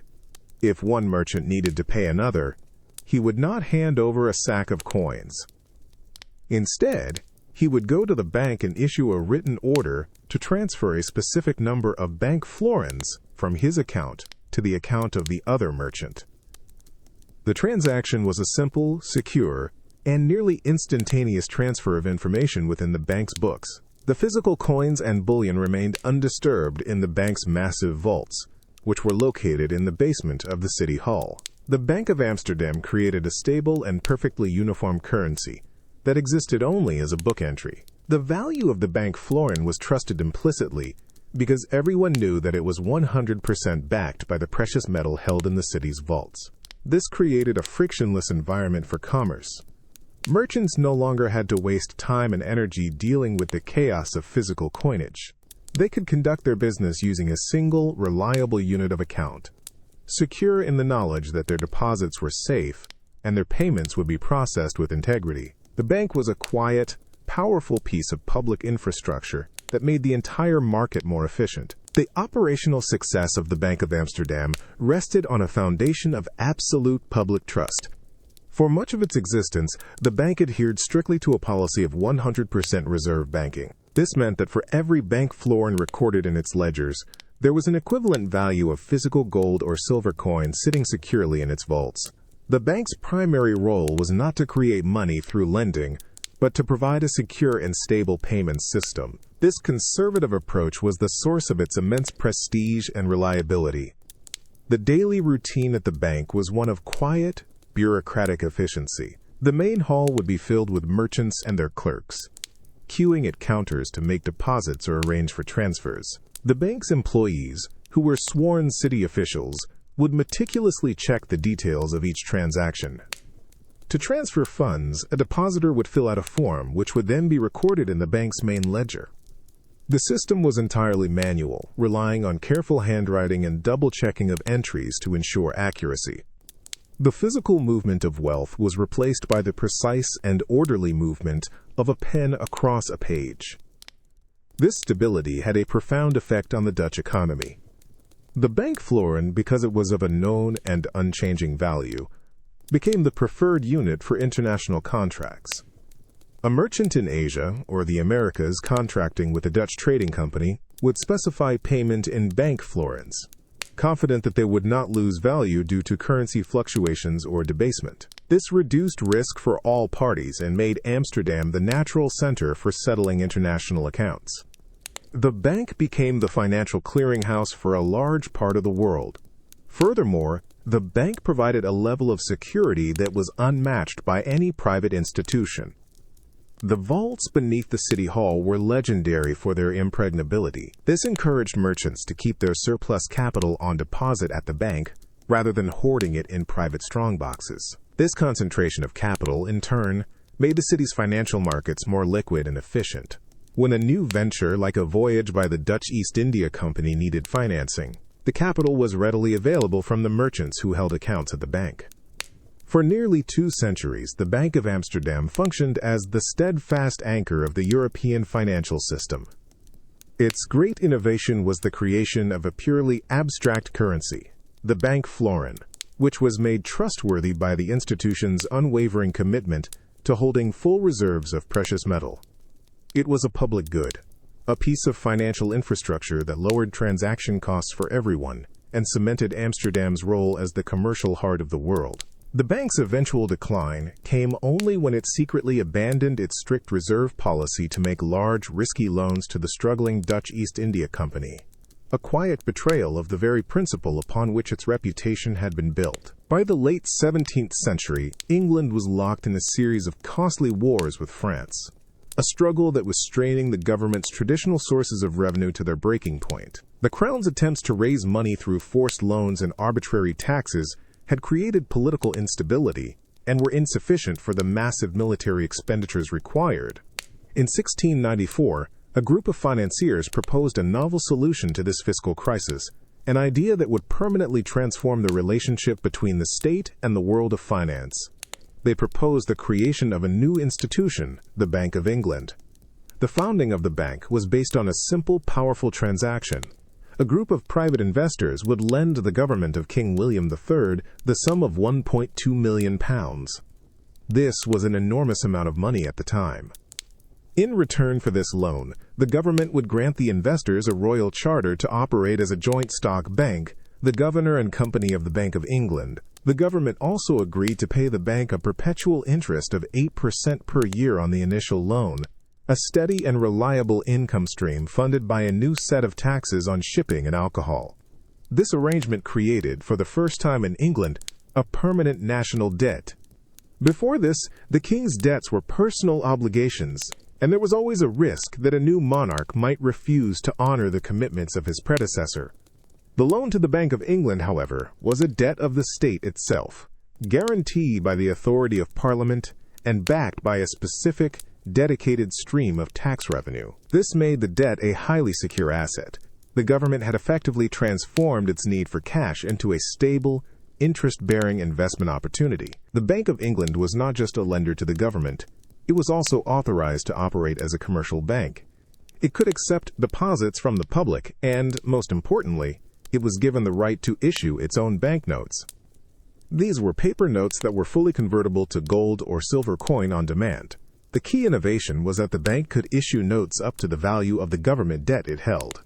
The £1.2 million in government bonds sitting in the bank's vault became the asset that backed a corresponding amount of paper money that could be lent out to commercial borrowers. This process was revolutionary. The same sum of money was effectively doing 2 jobs at once. It was funding the government's war effort, and it was simultaneously serving as the capital base for a new national currency. The national debt was not just a liability.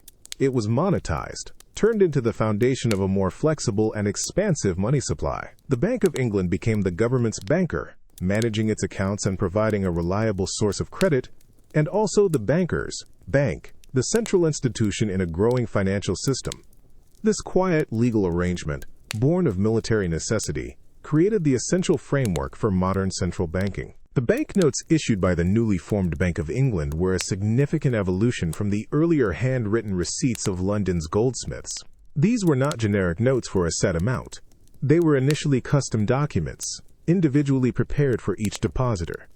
The process was a formal and meticulous one. When a customer deposited gold or silver coin, a bank clerk would take a pre-printed sheet of special watermarked paper. He would then carefully write, in elegant script, the name of the depositor, the date, and the exact sum deposited in pounds, shillings, and pence. The note would be signed by one of the bank's cashiers, whose signature served as the official guarantee. These early notes were essentially personalized checks made out to the bearer. A key phrase printed on them was, "I promise to pay the bearer on demand," a commitment that the note could be exchanged for its equivalent value in precious metal coin at any time at the bank's main counter.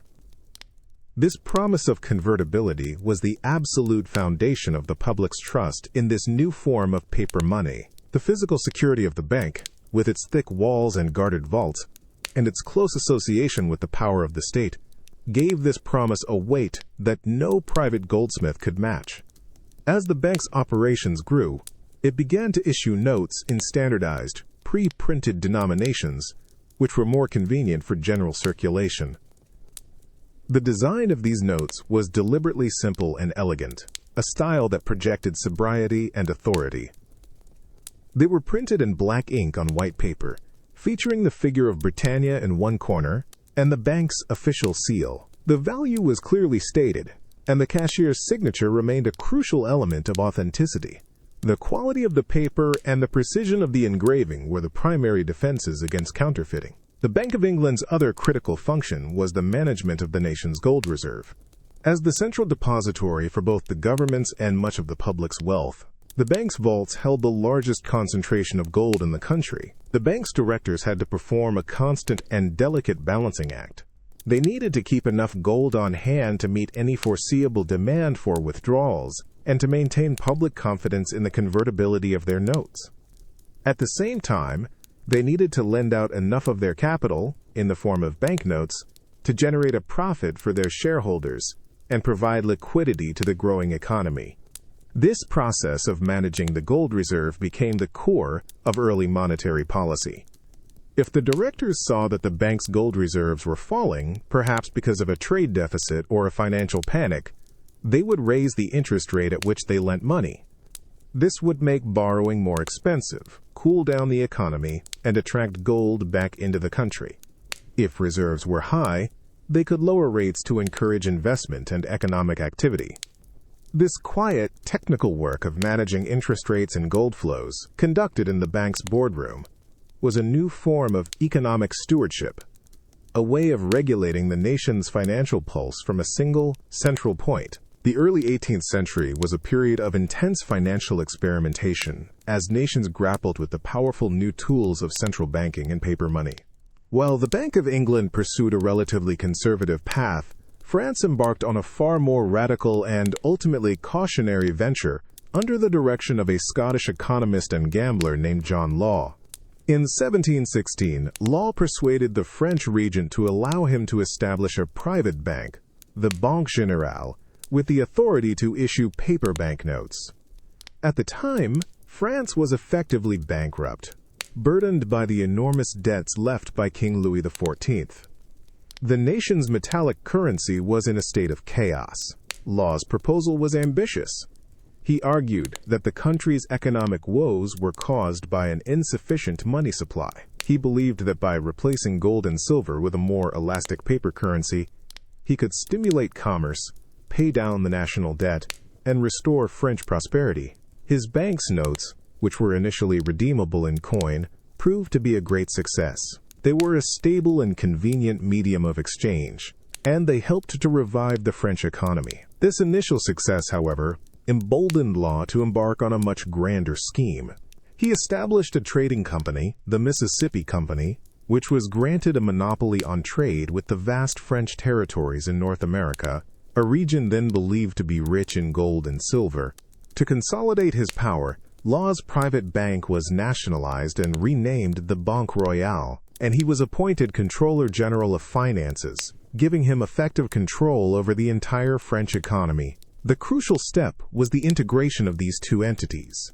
The bank began printing new banknotes with abandon, and it used this money to buy up shares in the Mississippi Company. The public was encouraged to participate in this venture. They were allowed to purchase shares in the Mississippi Company using government bonds, effectively swapping their claims on the old, unstable government debt for shares in what was promoted as a fantastically profitable enterprise. This created a frenzy of speculation. As the bank printed more money to buy more shares, the price of the company's stock soared. People from all walks of life, from dukes to servants, flocked to the Rue Quincampoix in Paris, the center of the stock trading, to buy shares. Fortunes were made overnight, as the share price climbed from 500 livres to over 10,000. The entire system was built on a circular logic. The bank printed paper money, which was used to bid up the price of the company's stock. The rising stock price created the illusion of immense wealth, which in turn seemed to justify the printing of more money. The value of the company, however, had little connection to its actual business prospects in the Louisiana Territory, which were modest at best. The wealth was not real. It was a paper construction, a feedback loop of confidence that had detached itself from any underlying economic reality. The Mississippi Bubble was a quiet, collective belief in a story of endless growth, a story written on an ever-increasing supply of paper banknotes. The speculative fever of the Mississippi Bubble could not last forever. The sheer volume of paper banknotes printed by John Law's Bank Royale eventually began to have a noticeable effect on the wider economy. With so much new money chasing a relatively fixed supply of goods and services, prices for everyday commodities began to rise sharply. This inflation was the first sign that the system was becoming unstable.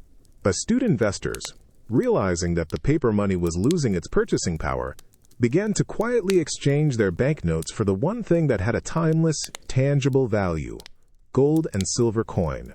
This created a serious problem for the bank. The banknotes were, in principle, supposed to be convertible to specie, or metallic money. As more and more people came to the bank to redeem their paper, the bank's reserves of gold and silver began to dwindle at an alarming rate. In an attempt to prop up his system, Law took a series of increasingly desperate measures. He devalued the official price of gold and silver coins relative to his banknotes, making it less attractive to hold metal. He then went further, issuing decrees that limited the amount of coin an individual could legally possess, and eventually banning the use of gold and silver as currency altogether. These actions, however, had the opposite of their intended effect. Instead of restoring confidence in the paper money, they shattered it completely. The public correctly interpreted these moves as a sign of the bank's weakness. The quiet, orderly queues at the bank turned into frantic crowds, all demanding to exchange their paper for coin before it became worthless. The bubble had burst. In a last-ditch effort to restore stability, Law's Bank and the Mississippi Company were merged, and the share price was fixed by royal decree. But it was too late. The collective belief that had held the entire structure aloft had evaporated. The collapse was swift and devastating. The price of the Mississippi Company shares plummeted, wiping out the paper fortunes of thousands of investors. The banknotes of the Banque Royale became virtually worthless, leading to a ruinous hyperinflation. The French economy was thrown into chaos, and public faith in paper money and joint stock companies was destroyed for a generation.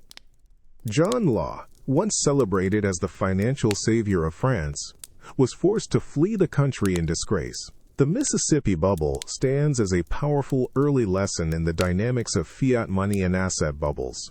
It demonstrated that while paper currency can be a powerful tool for economic expansion, its value is ultimately a matter of public confidence. When a central bank creates money without a corresponding increase in real economic output, the result is inflation.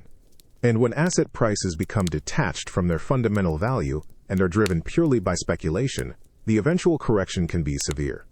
The quiet, insidious process of currency debasement, a problem faced by Roman emperors with their silver coins, had found a new and dramatically accelerated form in the age of the printing press.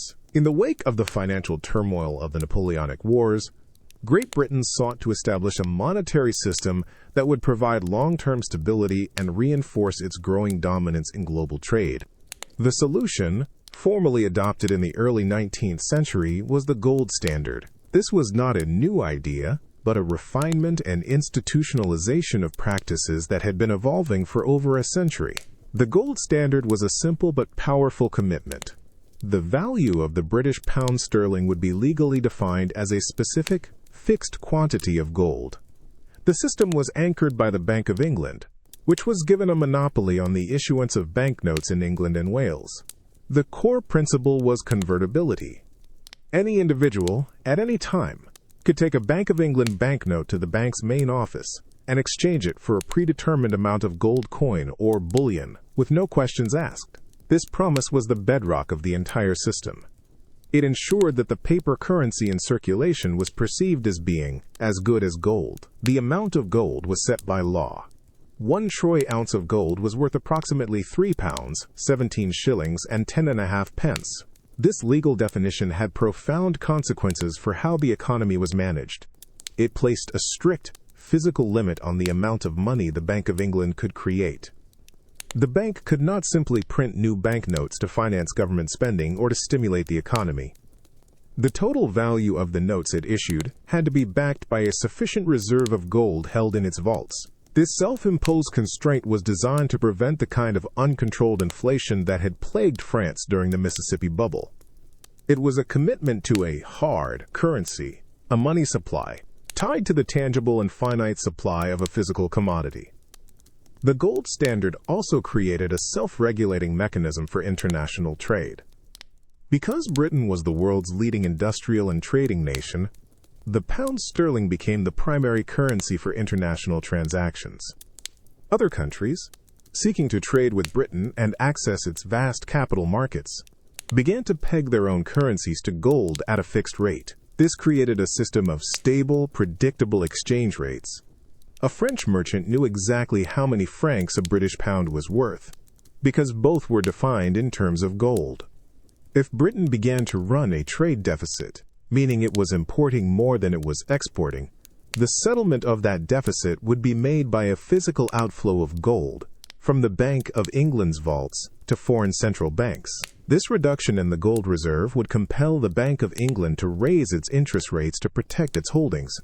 Higher interest rates would cool the domestic economy, reduce demand for imports, and attract foreign investment, which would bring gold back into the country. This quiet, almost automatic adjustment mechanism, known as the rules of the game, was believed to provide a natural balance to the global economy, all centered on the disciplined management of the gold held in a single London vault. Under the classical gold standard of the late 19th century, the world's major trading nations operated within a single, integrated financial system. The mechanism that governed this system was elegant and remarkably effective at maintaining a stable network of exchange rates. At the heart of this mechanism were the concepts of the mint par exchange rate and the gold points. The mint par exchange rate was the official exchange rate between two currencies, derived directly from their legal definitions in terms of gold. For example, if the British pound was defined as containing 113 grains of pure gold, and the United States dollar was defined as containing 23.22 grains, then the mint par exchange rate would be approximately $4.87 to 1 pound. This was the central pivot point around which the actual market exchange rate would fluctuate. In the real world, the day-to-day exchange rate was determined by the supply and demand for currencies in the foreign exchange market. However, these fluctuations were strictly limited by a narrow band defined by the gold points. The gold points were the upper and lower limits of this band, and they were determined by a simple, practical calculation: the cost of physically shipping gold from one country to another. This cost included expenses such as freight, insurance, and the loss of interest on the money while it was in transit. Here is how the system worked in practice. If the demand for British pounds in New York caused the market exchange rate to rise, American banks and merchants would find it increasingly expensive to buy pounds with their dollars. At a certain point, it would become cheaper for an American bank to go to the U.S. Treasury, exchange its dollars for gold bullion at the official rate, and then physically ship that gold across the Atlantic to London. In London, the gold would be deposited at the Bank of England in exchange for pounds at the official British rate. This upper limit, at which it became profitable to ship gold from New York to London, was known as the gold export point. Conversely, if the pound weakened against the dollar, a similar process would occur in the opposite direction. It would become profitable for a British bank to exchange its pounds for gold, ship it to New York, and convert it into dollars. This lower limit was the gold import point. The existence of these 2 points acted as an automatic stabilizer. As soon as the market exchange rate touched one of the gold points, the arbitrage of shipping physical gold would kick in, increasing the supply of the stronger currency and reducing the supply of the weaker one, which would push the exchange rate back towards the mint par. This quiet, predictable process, managed not by a central global authority but by the profit-seeking activities of individual banks, created a world of remarkable exchange rate stability. It was a system that provided a secure foundation for the massive expansion of international trade and investment that characterized the era. The vast and intricate machinery of the 19th century gold standard was not managed by complex algorithms or automated systems, but by the quiet, disciplined labor of thousands of individuals. At the heart of this world was the bank clerk, a figure whose daily routine was a study in methodical precision. His workplace was the Victorian banking hall, a grand, often ornate space with high ceilings, polished wood, and brass fittings, designed to project an image of permanence and stability. Yet the clerk's own domain was a small, focused world, a high desk, a stool, and the essential tools of his trade. The clerk's day began not with a screen, but with the opening of a heavy leather-bound ledger. This book was the bank's central repository of truth, its pages filled with neat, parallel columns ruled in faint blue and red ink. The primary tools were a steel-nibbed pen, a pot of black ink, and a blotter. The work was the painstaking process of recording the day's transactions, translating the flow of money into a permanent, indelible record. A customer's deposit or withdrawal was not an electronic signal, but a physical event, documented on a paper slip that would eventually make its way to the clerk's desk. The process of making an entry was a small, unvarying ritual. The clerk would dip his pen into the inkwell, carefully charging the nib with just the right amount of ink to avoid blots. He would find the correct customer account in the ledger, a task that required familiarity with the alphabetized index and the bank's clientele. Following the principles of double-entry bookkeeping, he would record the transaction in two places. For a deposit, he would make a credit entry on the customer's page, increasing their balance. He would then turn to another section of the ledger to make a corresponding debit entry, increasing the bank's own cash account. Each part of the entry was inscribed with care: the date, a brief description of the transaction, and the amount, meticulously broken down into 3 columns for pounds, shillings, and pence. The clerk's handwriting, known as copperplate, was expected to be clear, consistent, and elegant. Once an entry was complete, he would use a rocker blotter to gently absorb the excess ink, preventing smears and ensuring the page remained clean and legible. This was a slow, deliberate craft, where accuracy was paramount and speed was secondary. The most critical part of the day came after the bank's doors had closed to the public. This was the task of balancing the books. The clerks would remain at their desks, often late into the evening, meticulously summing up every column of every page they had worked on. The total of all the day's debits had to exactly match the total of all the credits. Any discrepancy, even a single misplaced penny, meant hours of patient rechecking, a quiet, systematic hunt for the small error that had thrown the universe of the ledger out of alignment. This daily proof of balance was the ultimate confirmation of the bank's order and integrity, a testament to the idea that every unit of value was accounted for, its location known, and its record secure. The trust placed in a Victorian bank was not merely an abstract concept. It was embodied in the physical architecture and the strict daily procedures that governed the handling of cash and valuables. The banking house itself was designed as a fortress of commerce, its stone facade, barred windows, and heavy oak doors communicating a message of impregnable security. Inside, the public space of the banking hall was carefully separated from the private, secure areas where the real assets were managed. The central figure in the public space was the cashier, or teller. He worked behind a thick counter, often made of marble or polished hardwood, and was further protected by an ornate but sturdy brass or iron grill. This grill was a physical barrier that managed the interface between the bank and the public. Customers would slide their deposit slips and checks through a small opening, and the cashier would dispense cash from a secure drawer on his side of the counter. The cashier's primary responsibility was the accurate handling of the physical money in his till, a process that required constant vigilance and a deft, practiced hand at counting coins and banknotes. Behind the scenes, away from the public eye, was the bank's operational core, the strong room or vault. This was typically a room with thick masonry walls, often lined with steel plates, and secured by a massive, complex door. The vault door was a masterpiece of Victorian engineering, featuring multiple, interlocking steel bolts, that were moved by a large, spoked wheel. Access was controlled by a set of high-security locks, each with its own unique key. It was common practice for multiple keys, held by different senior bank officials, to be required to open the vault. This procedure, known as dual control, ensured that no single individual could gain access to the bank's reserves. The daily ritual of opening and closing the vault was a solemn and formal procedure. At the beginning of the day, the designated key holders, perhaps the bank manager and the chief cashier, would meet at the vault door. They would simultaneously insert and turn their keys, retract the bolts, and swing the heavy door open. The cashiers would then be issued their specific allotment of cash for the day's business, which they would sign for in a separate ledger. At the end of the day, the process was reversed. Each cashier's till would be reconciled, and the remaining cash, along with the day's deposits and other valuables like securities and deeds, would be returned to the vault. The door would be sealed, the locks turned, and the bank's wealth secured for the night. This rigid, procedural approach to physical security was the necessary counterpart to the abstract trust represented by the bank's ledgers.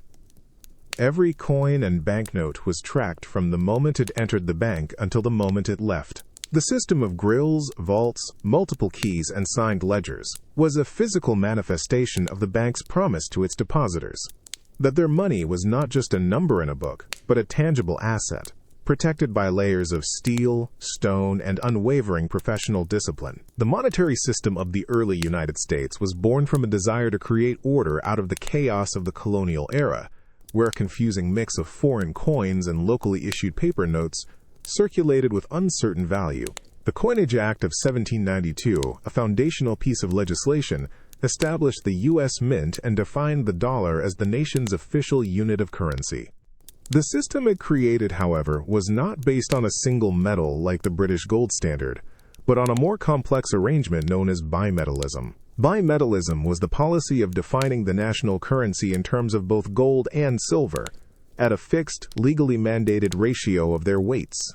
The 1792 Act stipulated that a U.S. dollar could be represented by either 371.25 grains of pure silver or 24.75 grains of pure gold. This created a legal exchange rate or mint ratio of exactly 15 to 1. 15 ounces of silver were legally equivalent to 1 ounce of gold. The principle behind this was to create a more abundant and flexible money supply by drawing on the world's two primary monetary metals. Any citizen could bring gold or silver bullion to the U.S. Mint and have it coined into legal tender dollars free of charge. This carefully calibrated system, however, had a persistent and quiet flaw. While the government could fix the legal ratio between the two metals at the mint, it could not control the constantly fluctuating market ratio between gold and silver on the international stage. If the global market price of silver fell, making it worth less than the 1/15th of an ounce of gold dictated by U.S. law, a predictable pattern would emerge. Clever merchants and bullion dealers would take their undervalued silver to the U.S. Mint to be coined into dollars. They would then use these new silver dollars to buy gold coins. Since the gold coins were undervalued by the U.S. Mint ratio, they could be melted down and sold as bullion on the world market for a profit.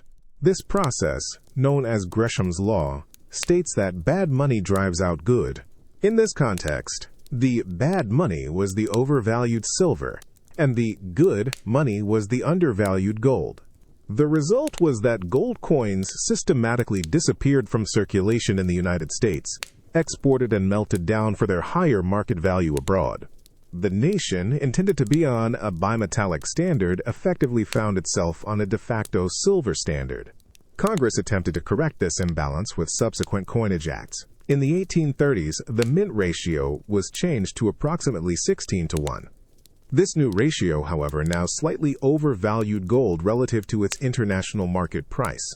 The entire process reversed itself. Gold now flowed into the U.S. Mint to be coined, while the more valuable silver coins were hoarded, melted down, or exported. The country swung from a silver standard to a de facto gold standard. This long, multi-decade struggle to maintain a stable bimetallic system was a quiet but constant challenge for the young republic.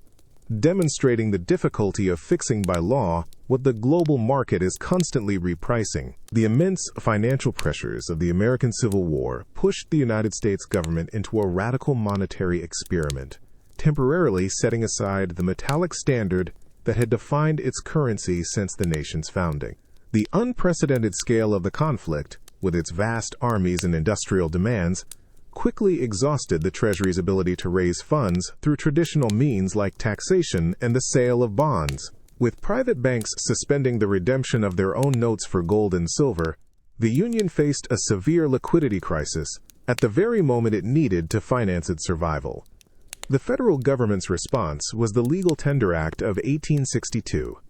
This legislation authorized the Treasury to issue a new form of paper currency, officially called United States notes.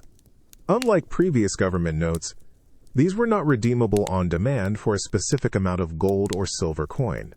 Instead, their value was based purely on the decree of the government, which declared them to be legal tender for all debts, public and private. This was a true fiat currency, its acceptance compelled by law. The public quickly gave these notes a simple, descriptive nickname: greenbacks, derived from the distinctive green ink used to print their reverse side, a color chosen in part for its resistance to photographic counterfeiting. The process of issuing greenbacks was a direct and powerful act of war finance. The Treasury Department, using its new printing presses, created these notes and used them to pay soldiers, salaries, purchase weapons and supplies, and fund the general operations of the war effort. The government was, in effect, printing the money it needed to prosecute the war. This created a dual currency system within the Union economy. Gold dollars, or specie, continued to exist and were the preferred medium for international transactions, but the unbacked greenbacks became the primary currency for everyday domestic commerce. The value of the greenback was not stable. It floated freely against the value of the gold dollar, its price determined daily in the open market.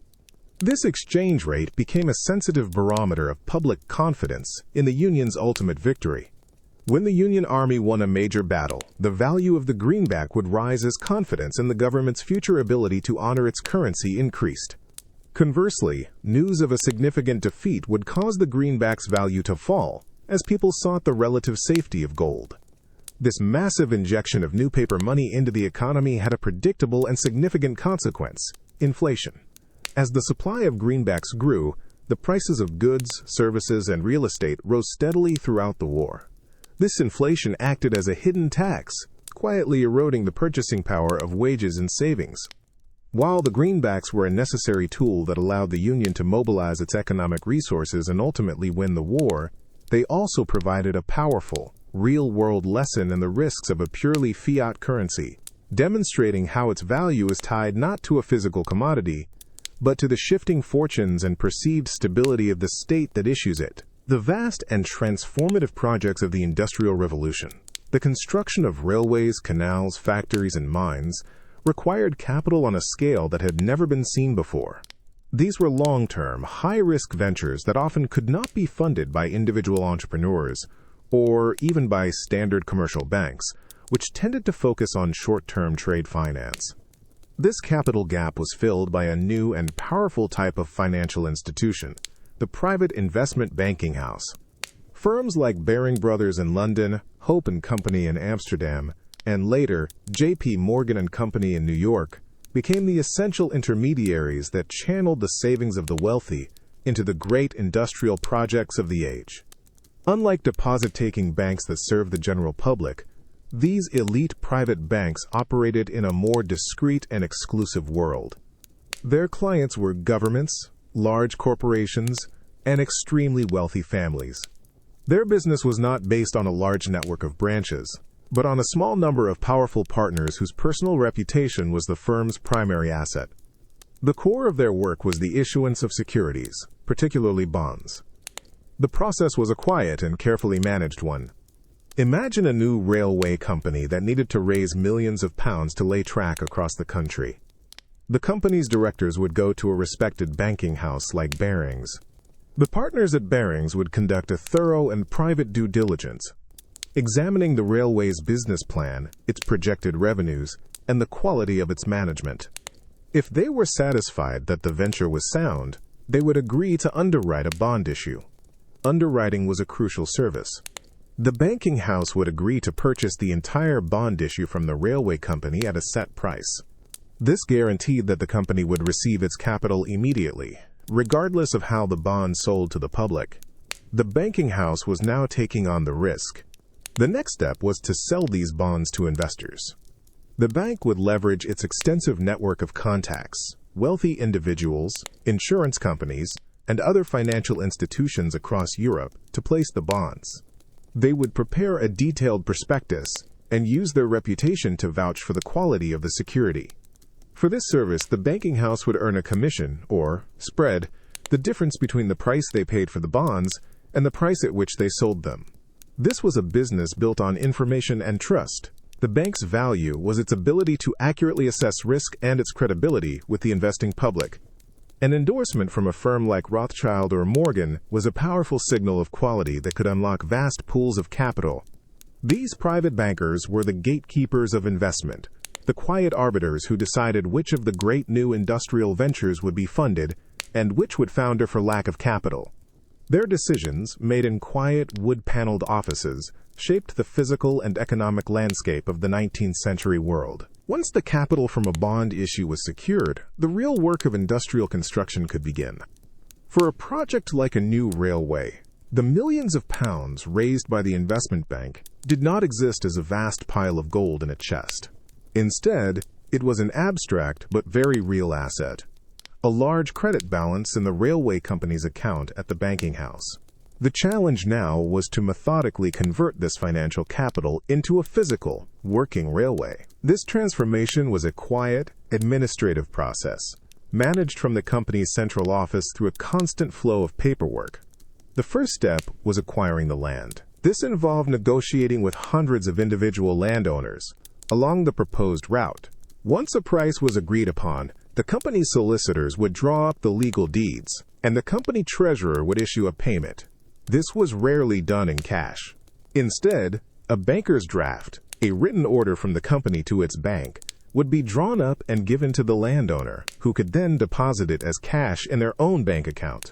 One by one, parcels of land were converted from agricultural use to part of the railway's permanent way.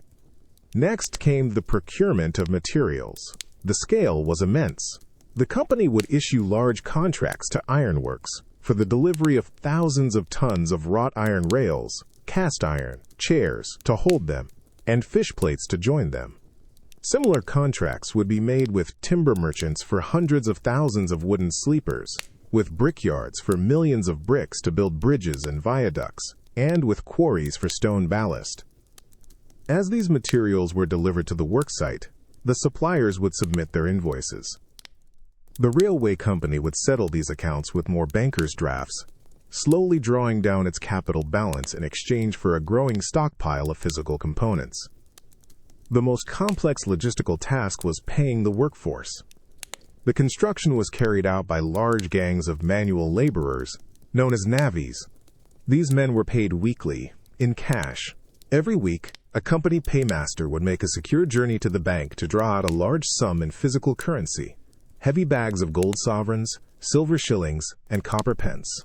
Back at a temporary office near the construction site, the paymaster and his clerks would spend a day counting the money and dividing it into small, individual pay packets, each containing the precise wage owed to a specific worker. On payday, the men would line up to receive their small canvas bag or paper envelope, the most tangible link between their hard physical labor and the distant, abstract world of finance that made it possible. This entire process was a slow, deliberate conversion. The credit extended by a distant, unseen bondholder was transformed, transaction by transaction, into a physical reality. Each draft written to a landowner, each payment for a ton of iron, and each weekly wage packet was a small step in turning a number in a ledger into a mile of track. Credit was the financial engine that allowed the scattered savings of society to be gathered together and focused, with immense force, on a single, transformative purpose, reshaping the very landscape in the process. The late 19th and early 20th centuries in the United States were marked by rapid industrial growth, but also by a series of recurring and damaging financial panics. The American banking system was a decentralized and fragmented patchwork of thousands of individual banks, each operating under a mix of state and national charters. There was no central institution to provide stability or act as a backstop in times of crisis.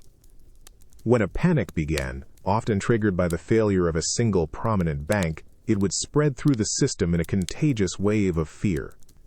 Depositors would rush to withdraw their cash, and solvent but illiquid banks would be forced to close their doors, leading to a cascade of failures and a severe economic contraction. The Panic of 1907 was particularly severe and served as the final catalyst for reform.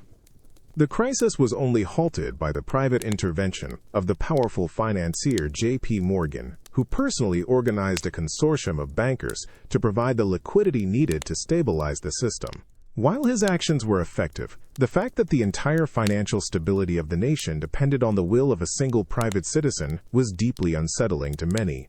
This led to a broad political consensus that a more permanent public solution was required. The result of this consensus was the Federal Reserve Act of 1913. The act was a carefully crafted political compromise, designed to create a central banking system that was both public and private, centralized and decentralized.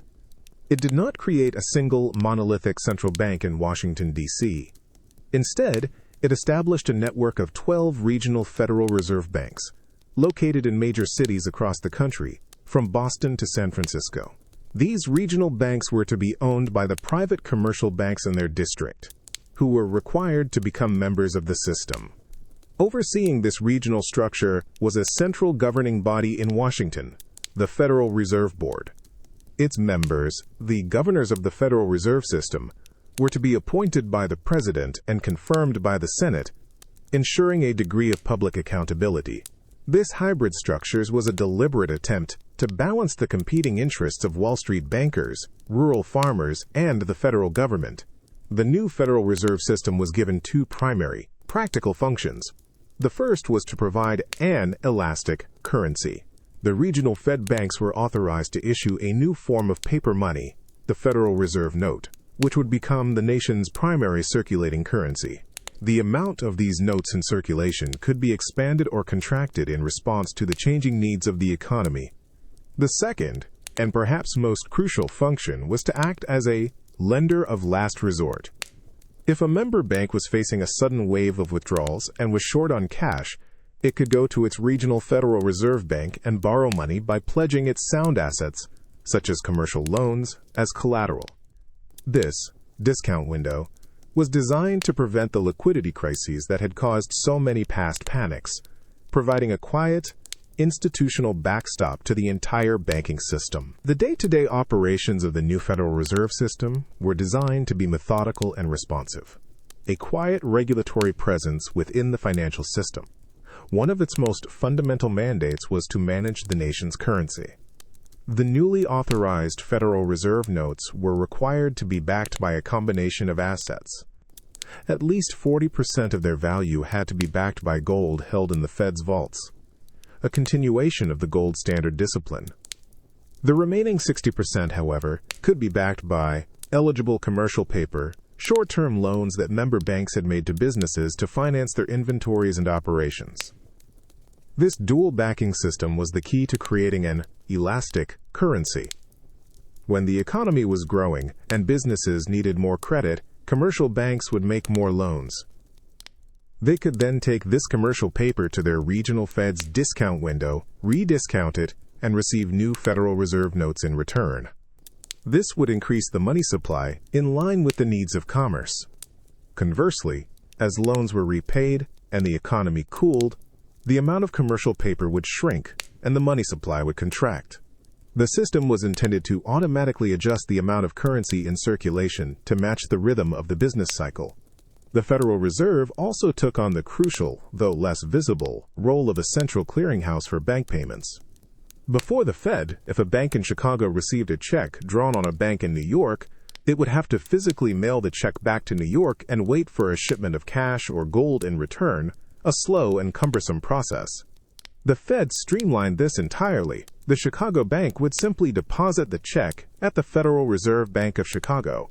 The Chicago Fed would credit the bank's reserve account and then send the check information to the Federal Reserve Bank of New York, which would in turn debit the reserve account of the New York Bank.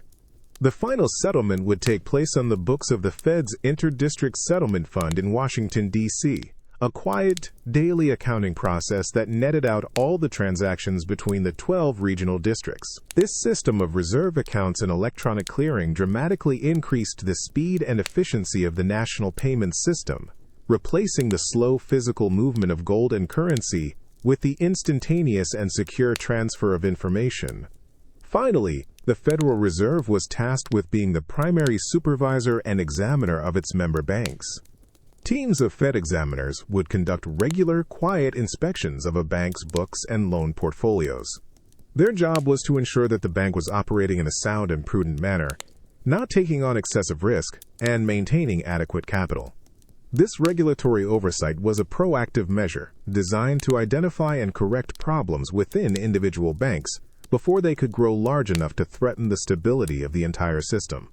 Through these three functions, managing the currency, clearing payments, and supervising banks, the Federal Reserve was built to be the quiet, steadying hand at the center of the American financial world. The classical gold standard, which had provided a century of exchange rate stability, shattered under the immense pressures of the First World War. Belligerent nations suspended the convertibility of their currencies to gold in order to finance their war efforts through the printing of money. The interwar period was a time of monetary chaos, with attempts to restore the gold standard proving fragile and ultimately unsuccessful, contributing to the severity of the Great Depression. As the Second World War drew to a close, Allied leaders recognized that a stable and prosperous post-war world would require a new, more robust international monetary system. In July of 1944, delegates from 44 Allied nations gathered at the Mount Washington Hotel in Bretton Woods, New Hampshire, for a quiet, secluded conference that would redesign the architecture of global finance. The system they created, known as the Bretton Woods Agreement, was a carefully engineered compromise between the rigid discipline of the old gold standard and the need for greater national economic autonomy. The new system was not a true gold standard, but a gold exchange standard, with the United States dollar at its center. At the time, the U.S. held the vast majority of the world's official gold reserves, and its economy had emerged from the war overwhelmingly dominant. The Bretton Woods system leveraged this unique position. The U.S. government made a firm commitment to peg the dollar to gold at a fixed price of $35 per troy ounce. Critically, this convertibility was not available to individuals, but only to foreign central banks and official government institutions. All other member countries would then peg their own currencies not to gold directly, but to the U.S. dollar at a fixed exchange rate. The British pound, the French franc, the German mark, each had its value defined in terms of a specific amount of U.S. dollars. This created a pegged rate system.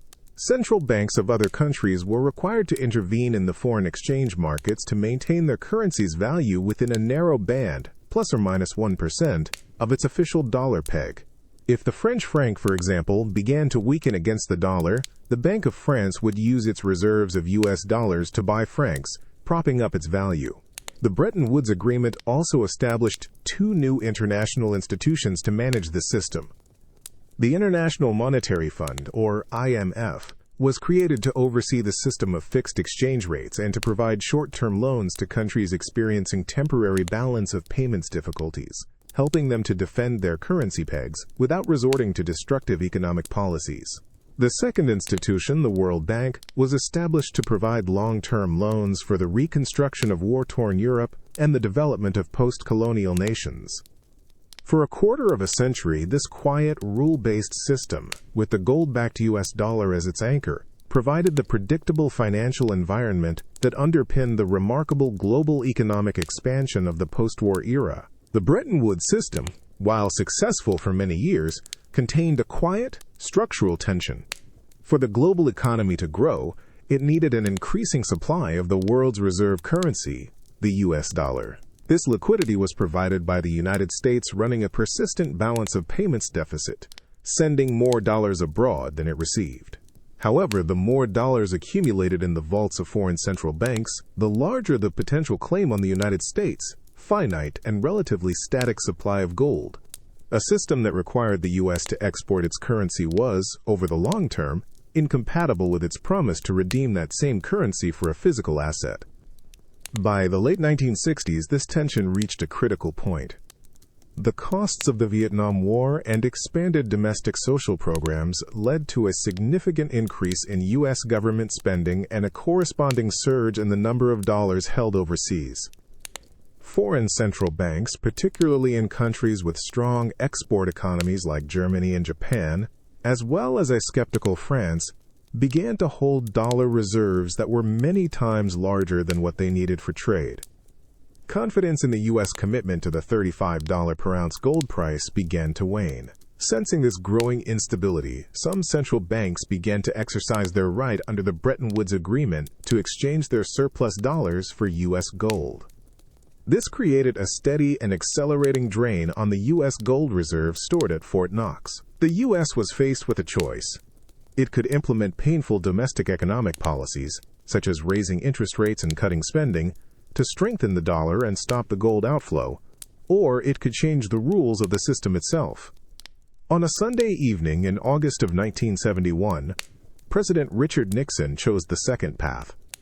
In a televised address to the nation, he announced a series of economic measures, the most significant of which was a temporary suspension of the direct convertibility of the United States dollar into gold. The gold window through which foreign central banks could exchange their dollars for bullion was unilaterally closed.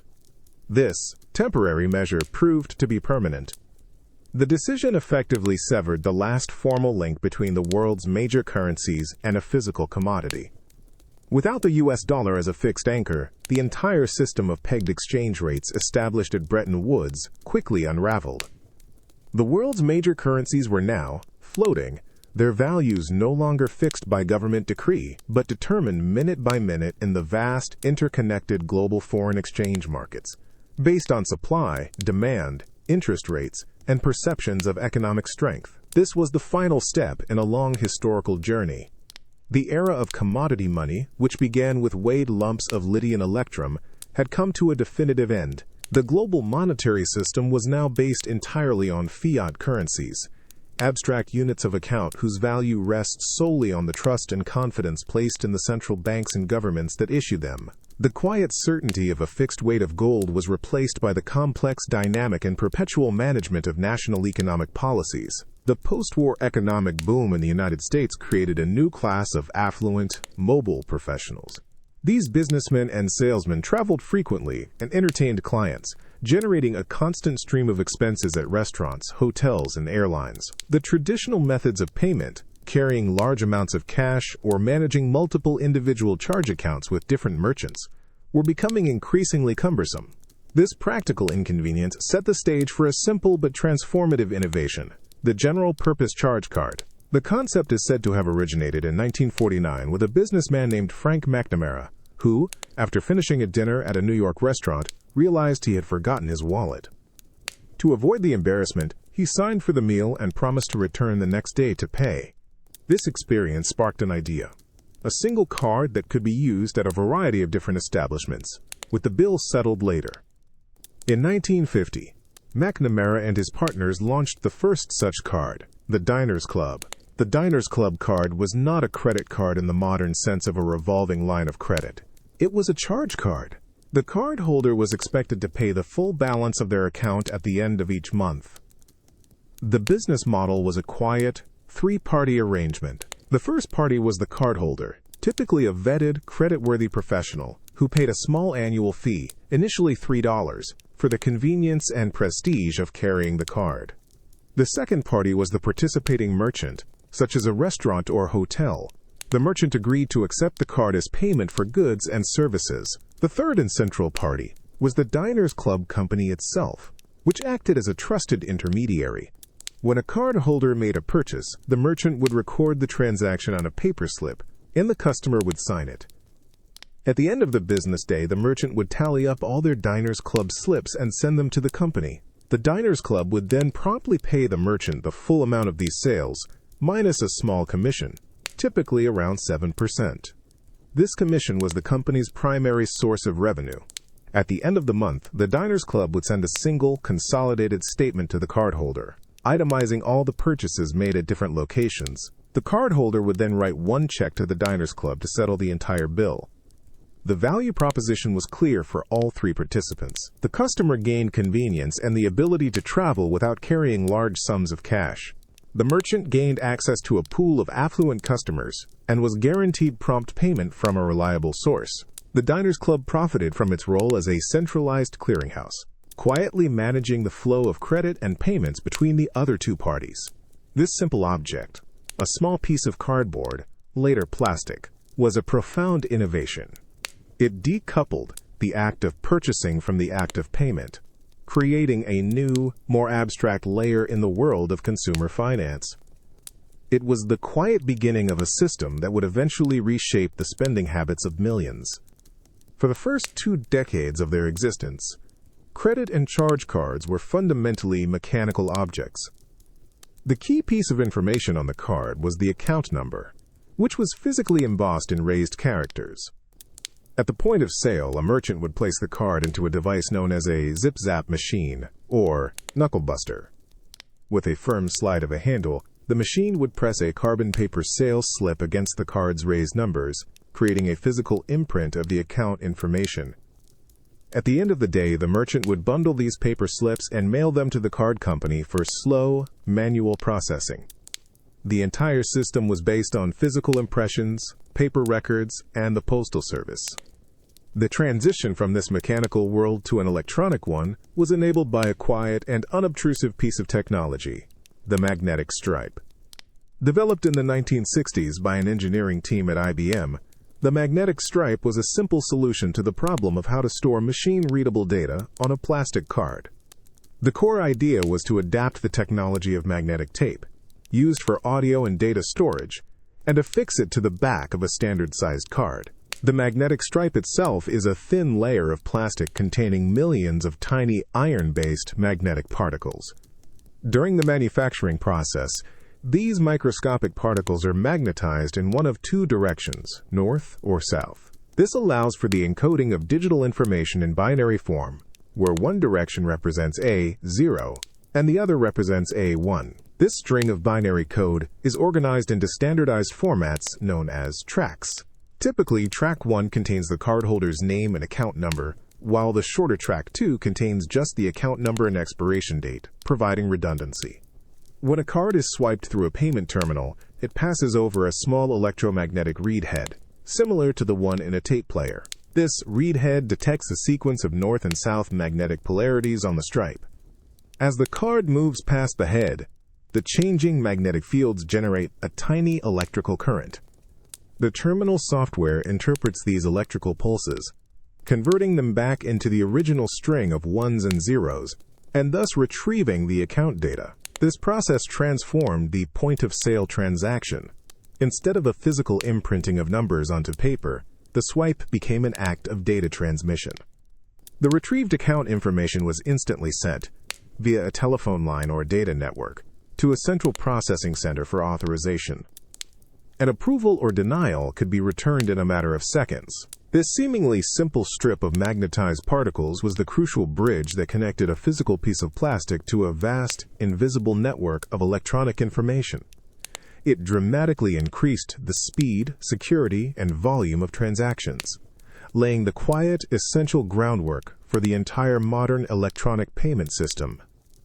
For most of its history, banking was an activity strictly confined to business hours. Access to one's own money was limited by the opening times of the local bank branch and the availability of a human teller. The idea of a machine that could perform a bank's most common function, dispensing cash, was a long-held but technically elusive dream. The breakthrough came in the mid-1960s, a period of quiet innovation that would fundamentally change the public's relationship with their financial institutions. One of the earliest successful automated teller machines, or ATMs, was installed by Barclays Bank in a London suburb in 1967. This first-generation machine was a purely mechanical device and did not use the plastic card and magnetic stripe that would later become standard. Instead, The customer was issued a special paper voucher, which was lightly impregnated with a radioactive substance, carbon-14. This was not enough to be harmful, but it was a unique marker that the machine could detect. The process for using this early machine was a simple, offline transaction. To get cash, the customer would insert their radioactively marked voucher into a slot.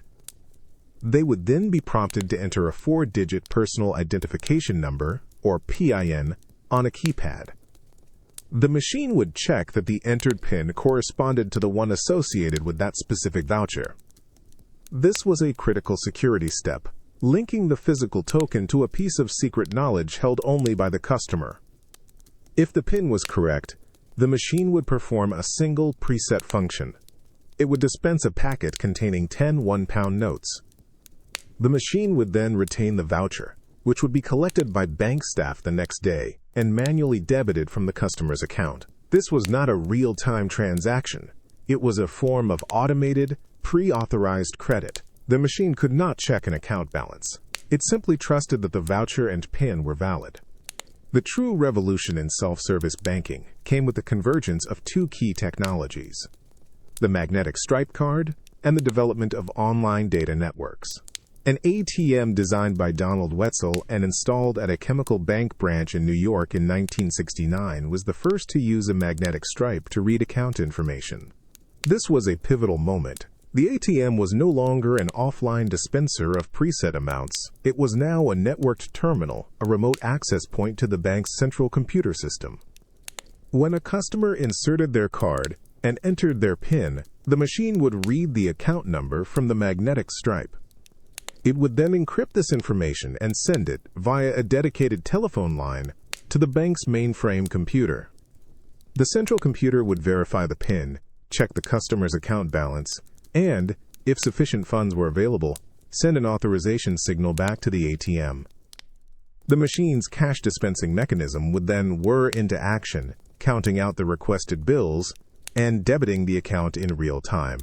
This quiet, secure, and almost instantaneous conversation between a remote terminal and a central computer was the innovation that made modern 24-hour banking possible. The true power of the ATM was only fully realized with the creation of interbank networks. A single bank's network of machines provided convenience, but a shared network that allowed a customer of one bank to use the ATM of another bank was a revolutionary step.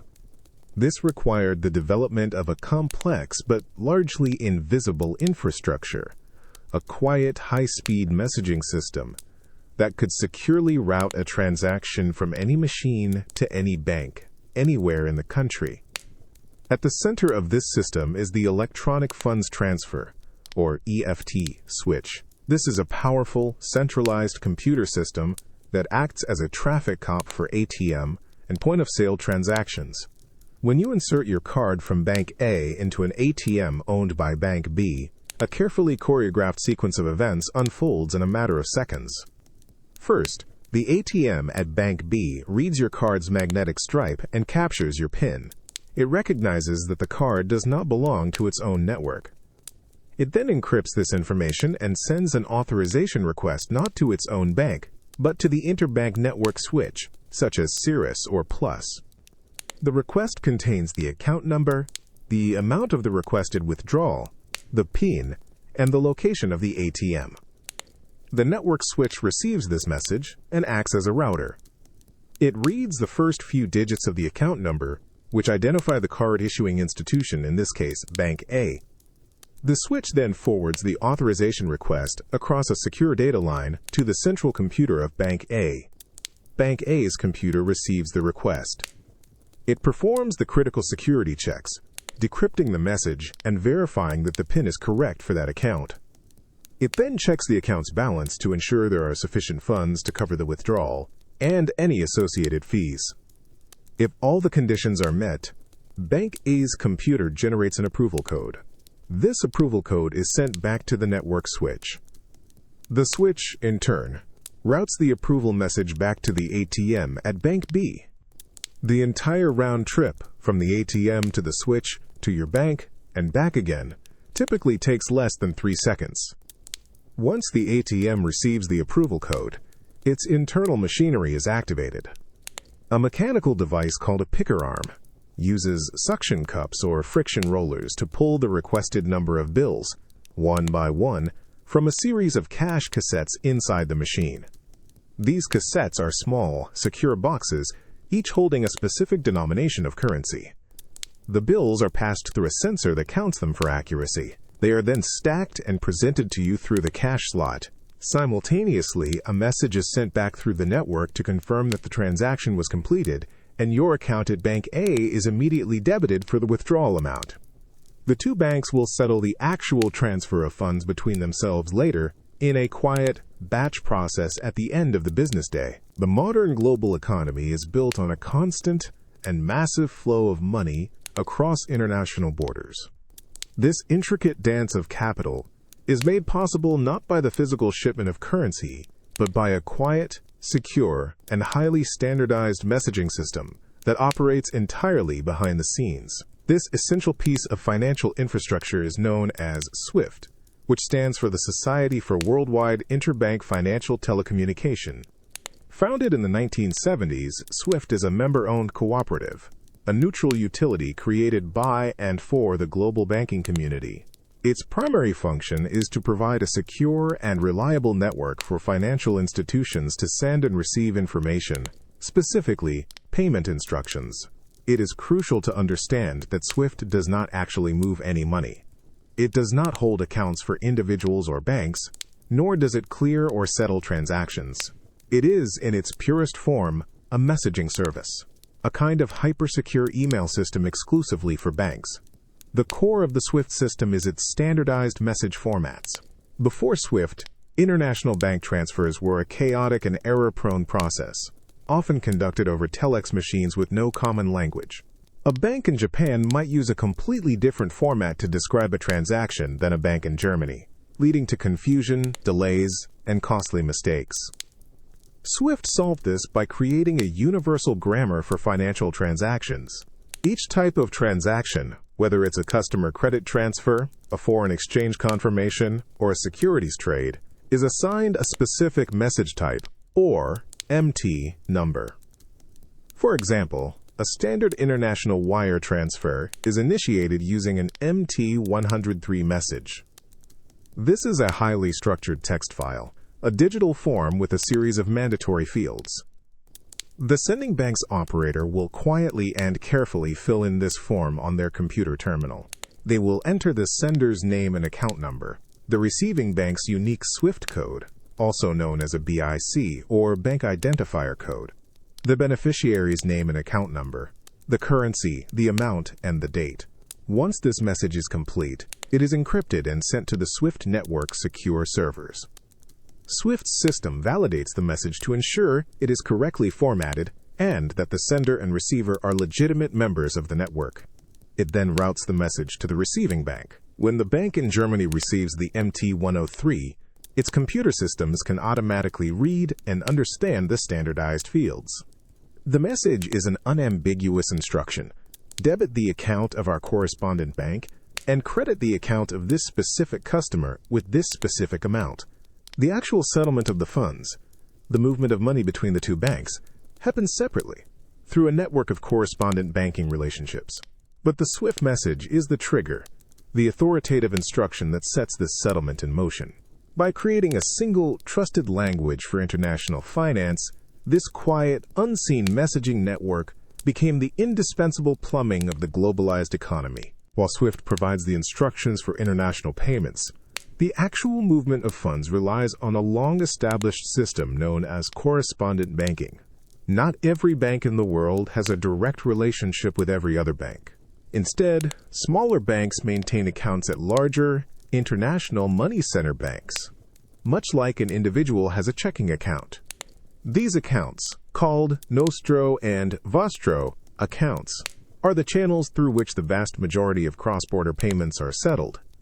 Let's trace the quiet journey of a single payment. An importer in Canada needs to pay a supplier in Italy. The Canadian importer goes to her local bank, Bank A, and instructs them to send €100,000 to the supplier's account at Bank B in Milan. The first thing Bank A does is create a Swift MT-103 message with all the relevant details. But Bank A does not have a direct relationship with Bank B in Milan. Both, however, maintain euro-denominated correspondent accounts at a large international bank in Frankfurt. Let's call it Bank C. Bank A's Swift message is therefore not just a single instruction. It is part of a chain. Bank A sends a message to its correspondent Bank C in Frankfurt. The message essentially says, "Debit our Nostro account with you for 100,000 euros, and please credit the Nostro account of Bank B, who also banks with you." At the same time, another Swift message is sent to Bank B in Milan, informing them that a payment of 100,000 euros is on its way for the credit of their client, the Italian supplier. The central part of the transaction happens quietly, entirely within the internal ledgers of Bank C in Frankfurt. Upon receiving the authenticated Swift instruction from Bank A, a clerk or an automated system at Bank C will make two simple, corresponding entries. They will debit the account of Bank A by 100,000 euros and simultaneously credit the account of Bank B by the same amount. No physical money has moved between Canada and Italy. The entire transaction has been settled by a simple, internal transfer of funds between two accounts held within the same institution in Germany. Once Bank C has completed this internal transfer, it sends a Swift confirmation message back to both Bank A and Bank B. Upon receiving this confirmation, Bank B in Milan knows that the funds are secure. It can now confidently credit the Italian supplier's personal account with 100,000 euros. The supplier has been paid. Back in Canada, Bank A has already debited the importer's account for the equivalent amount in Canadian dollars, plus a fee for the service. This intricate, multi-step process, daisy-chained across several banks and countries through a series of standardized messages and pre-existing account relationships, is the hidden architecture of global commerce.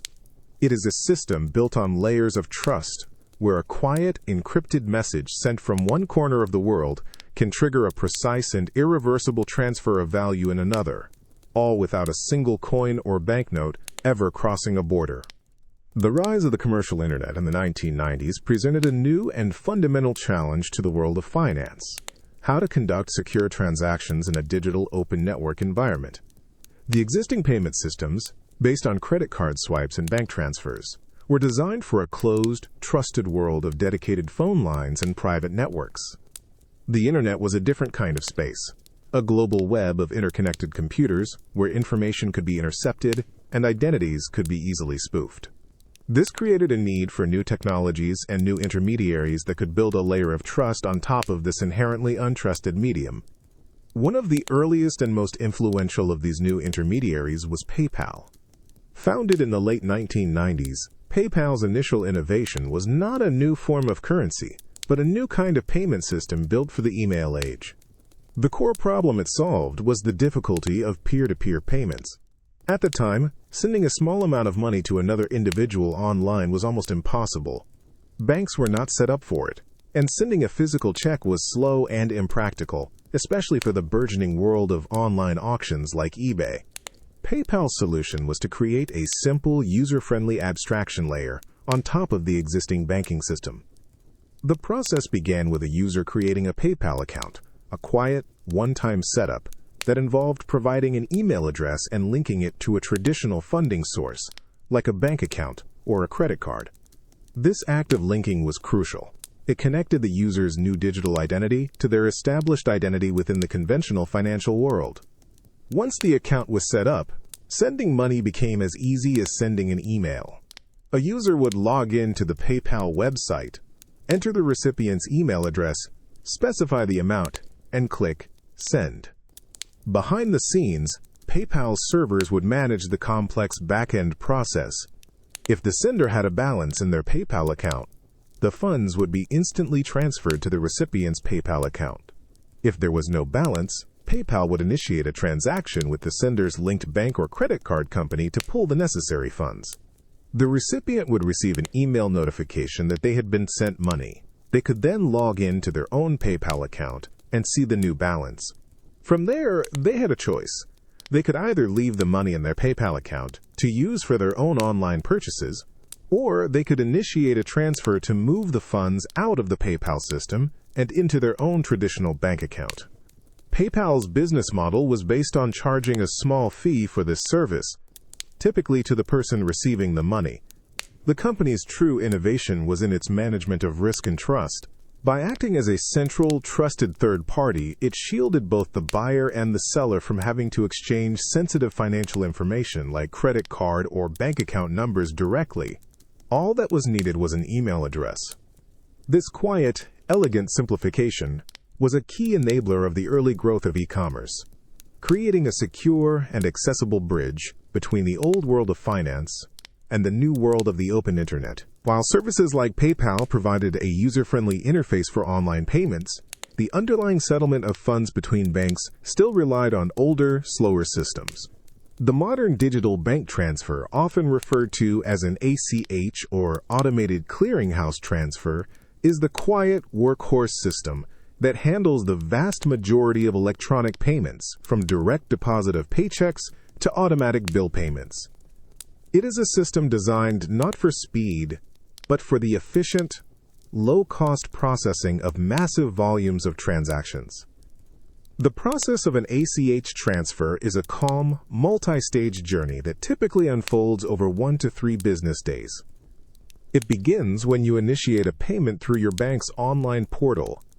You enter the recipient's bank routing number and account number and the amount you wish to send. This action does not send money anywhere immediately. Instead, your payment instruction is simply added to a large digital file, a batch, along with all the other ACH transfer requests made by your bank's customers that day. At a series of predetermined cutoff times throughout the day, your bank, known as the Originating Depository Financial Institution, or ODFI, securely transmits this entire batch file to one of the 2 central ACH operators in the United States, either the Federal Reserve's FedEx system or the private sector's electronic payments network. The batch file is a highly structured text document containing hundreds or thousands of individual payment instructions, all formatted according to a precise set of rules. The ACH operator receives these batch files from hundreds of different banks. Its central computer system then performs a quiet, automated sorting process. It reads every single payment instruction in every file and sorts them based on their destination. All the payments intended for customers of a specific receiving bank, the RDFI, are grouped together into a new batch file. This is a purely informational process, a massive, digital mail sorting operation. Once sorted, the ACH operator makes the new, consolidated batch files available to the receiving banks.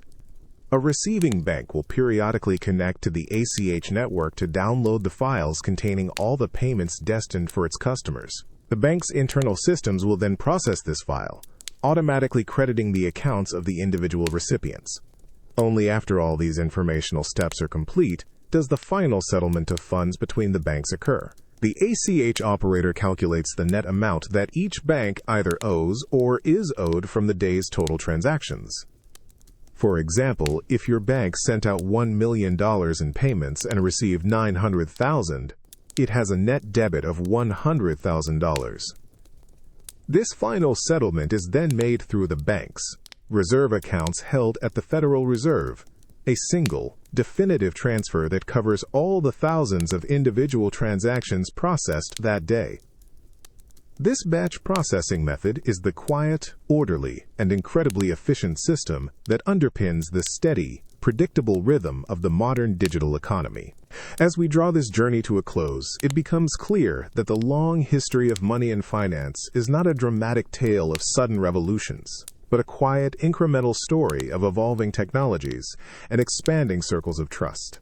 The fundamental problems have remained remarkably constant through the ages: how to store value securely, how to measure it consistently, and how to transfer it efficiently across distance and time. The solutions to these problems have changed, moving from tangible objects to abstract representations, but the underlying principles have endured. Consider the Roman asterisk Argentarius sitting at his booth in the Forum, meticulously recording deposits and loans in a wax tablet ledger. His tools were simple, his geographic reach was limited, but his function was essential. He was a trusted intermediary, a manager of information, who allowed capital to flow from those who had it to those who could use it productively. Centuries later, a Medici banker in Florence performed the same essential function, but with more sophisticated tools, double-entry bookkeeping and the International Bill of Exchange. His ledger was of paper, not wax, and his reach extended across a continent, but the core activity of managing credit and risk was the same. The physical form of money itself has undergone a similar dematerialization. The Lydian electrum coin was a revolutionary technology because its value was guaranteed by the stamp of the state, making it a more efficient tool for trade than a simple lump of metal. The Byzantine solidus demonstrated that the long-term stability of that guarantee was a source of immense economic power. The Song dynasty's paper banknote was a profound conceptual leap, separating the idea of value from any intrinsic material worth. This abstraction reached its logical conclusion in the modern era, where the vast majority of money exists not as paper, but as digital entries in a global network of bank computers, pure information secured by layers of cryptography. Throughout this long evolution, a recurring theme has been the tension between private innovation and public regulation. From the private deposit notes of Sichuan merchants to the goldsmith receipts of London, new financial instruments often emerge from the practical needs of commerce. Yet for these instruments to achieve widespread acceptance and stability, they have typically required the backing and standardization provided by a public authority, whether it was the Florentine government guaranteeing the purity of the florin or the Federal Reserve managing the national payment system. The story of money is ultimately a story of human cooperation. Each transaction, from a Roman merchant paying for a shipment of grain with a sack of denarii to a modern consumer buying a coffee with a tap of a plastic card, is a small act of faith. It is a quiet confidence that the token of value being exchanged will be accepted by others, a belief in a shared system of rules and obligations that connects us across vast networks of space and time. This invisible architecture of trust, built and maintained over millennia, is the true foundation of our economic world. The systems that govern our financial world can seem impossibly complex, a vast and invisible network of high-speed data flows and abstract algorithms. Yet at their very core, they are the modern expression of a simple and ancient human practice, the keeping of records. The quiet, methodical work of a Victorian bank clerk balancing his ledger at the end of the day is not fundamentally different from the work of a Roman *Argentarius* etching a loan into a wax tablet.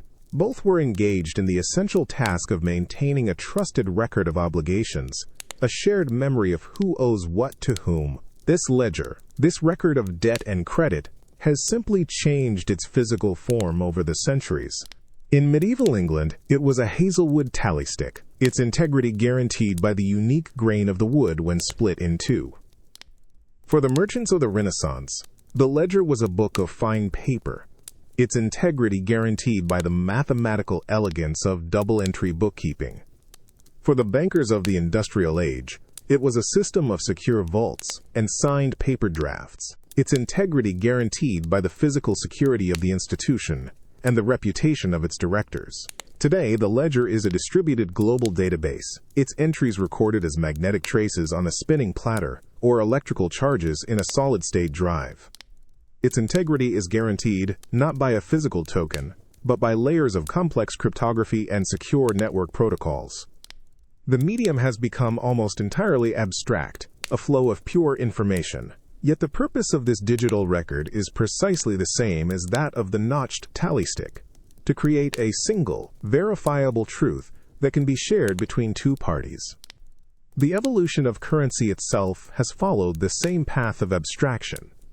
A gold coin is a ledger entry that you can hold in your hand, its value recorded in the weight and purity of its metal.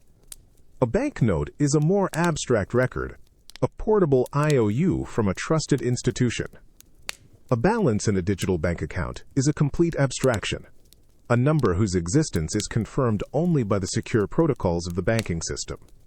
Each step in this journey has been a step away from tangible value, and a step towards a greater reliance on systems of trust.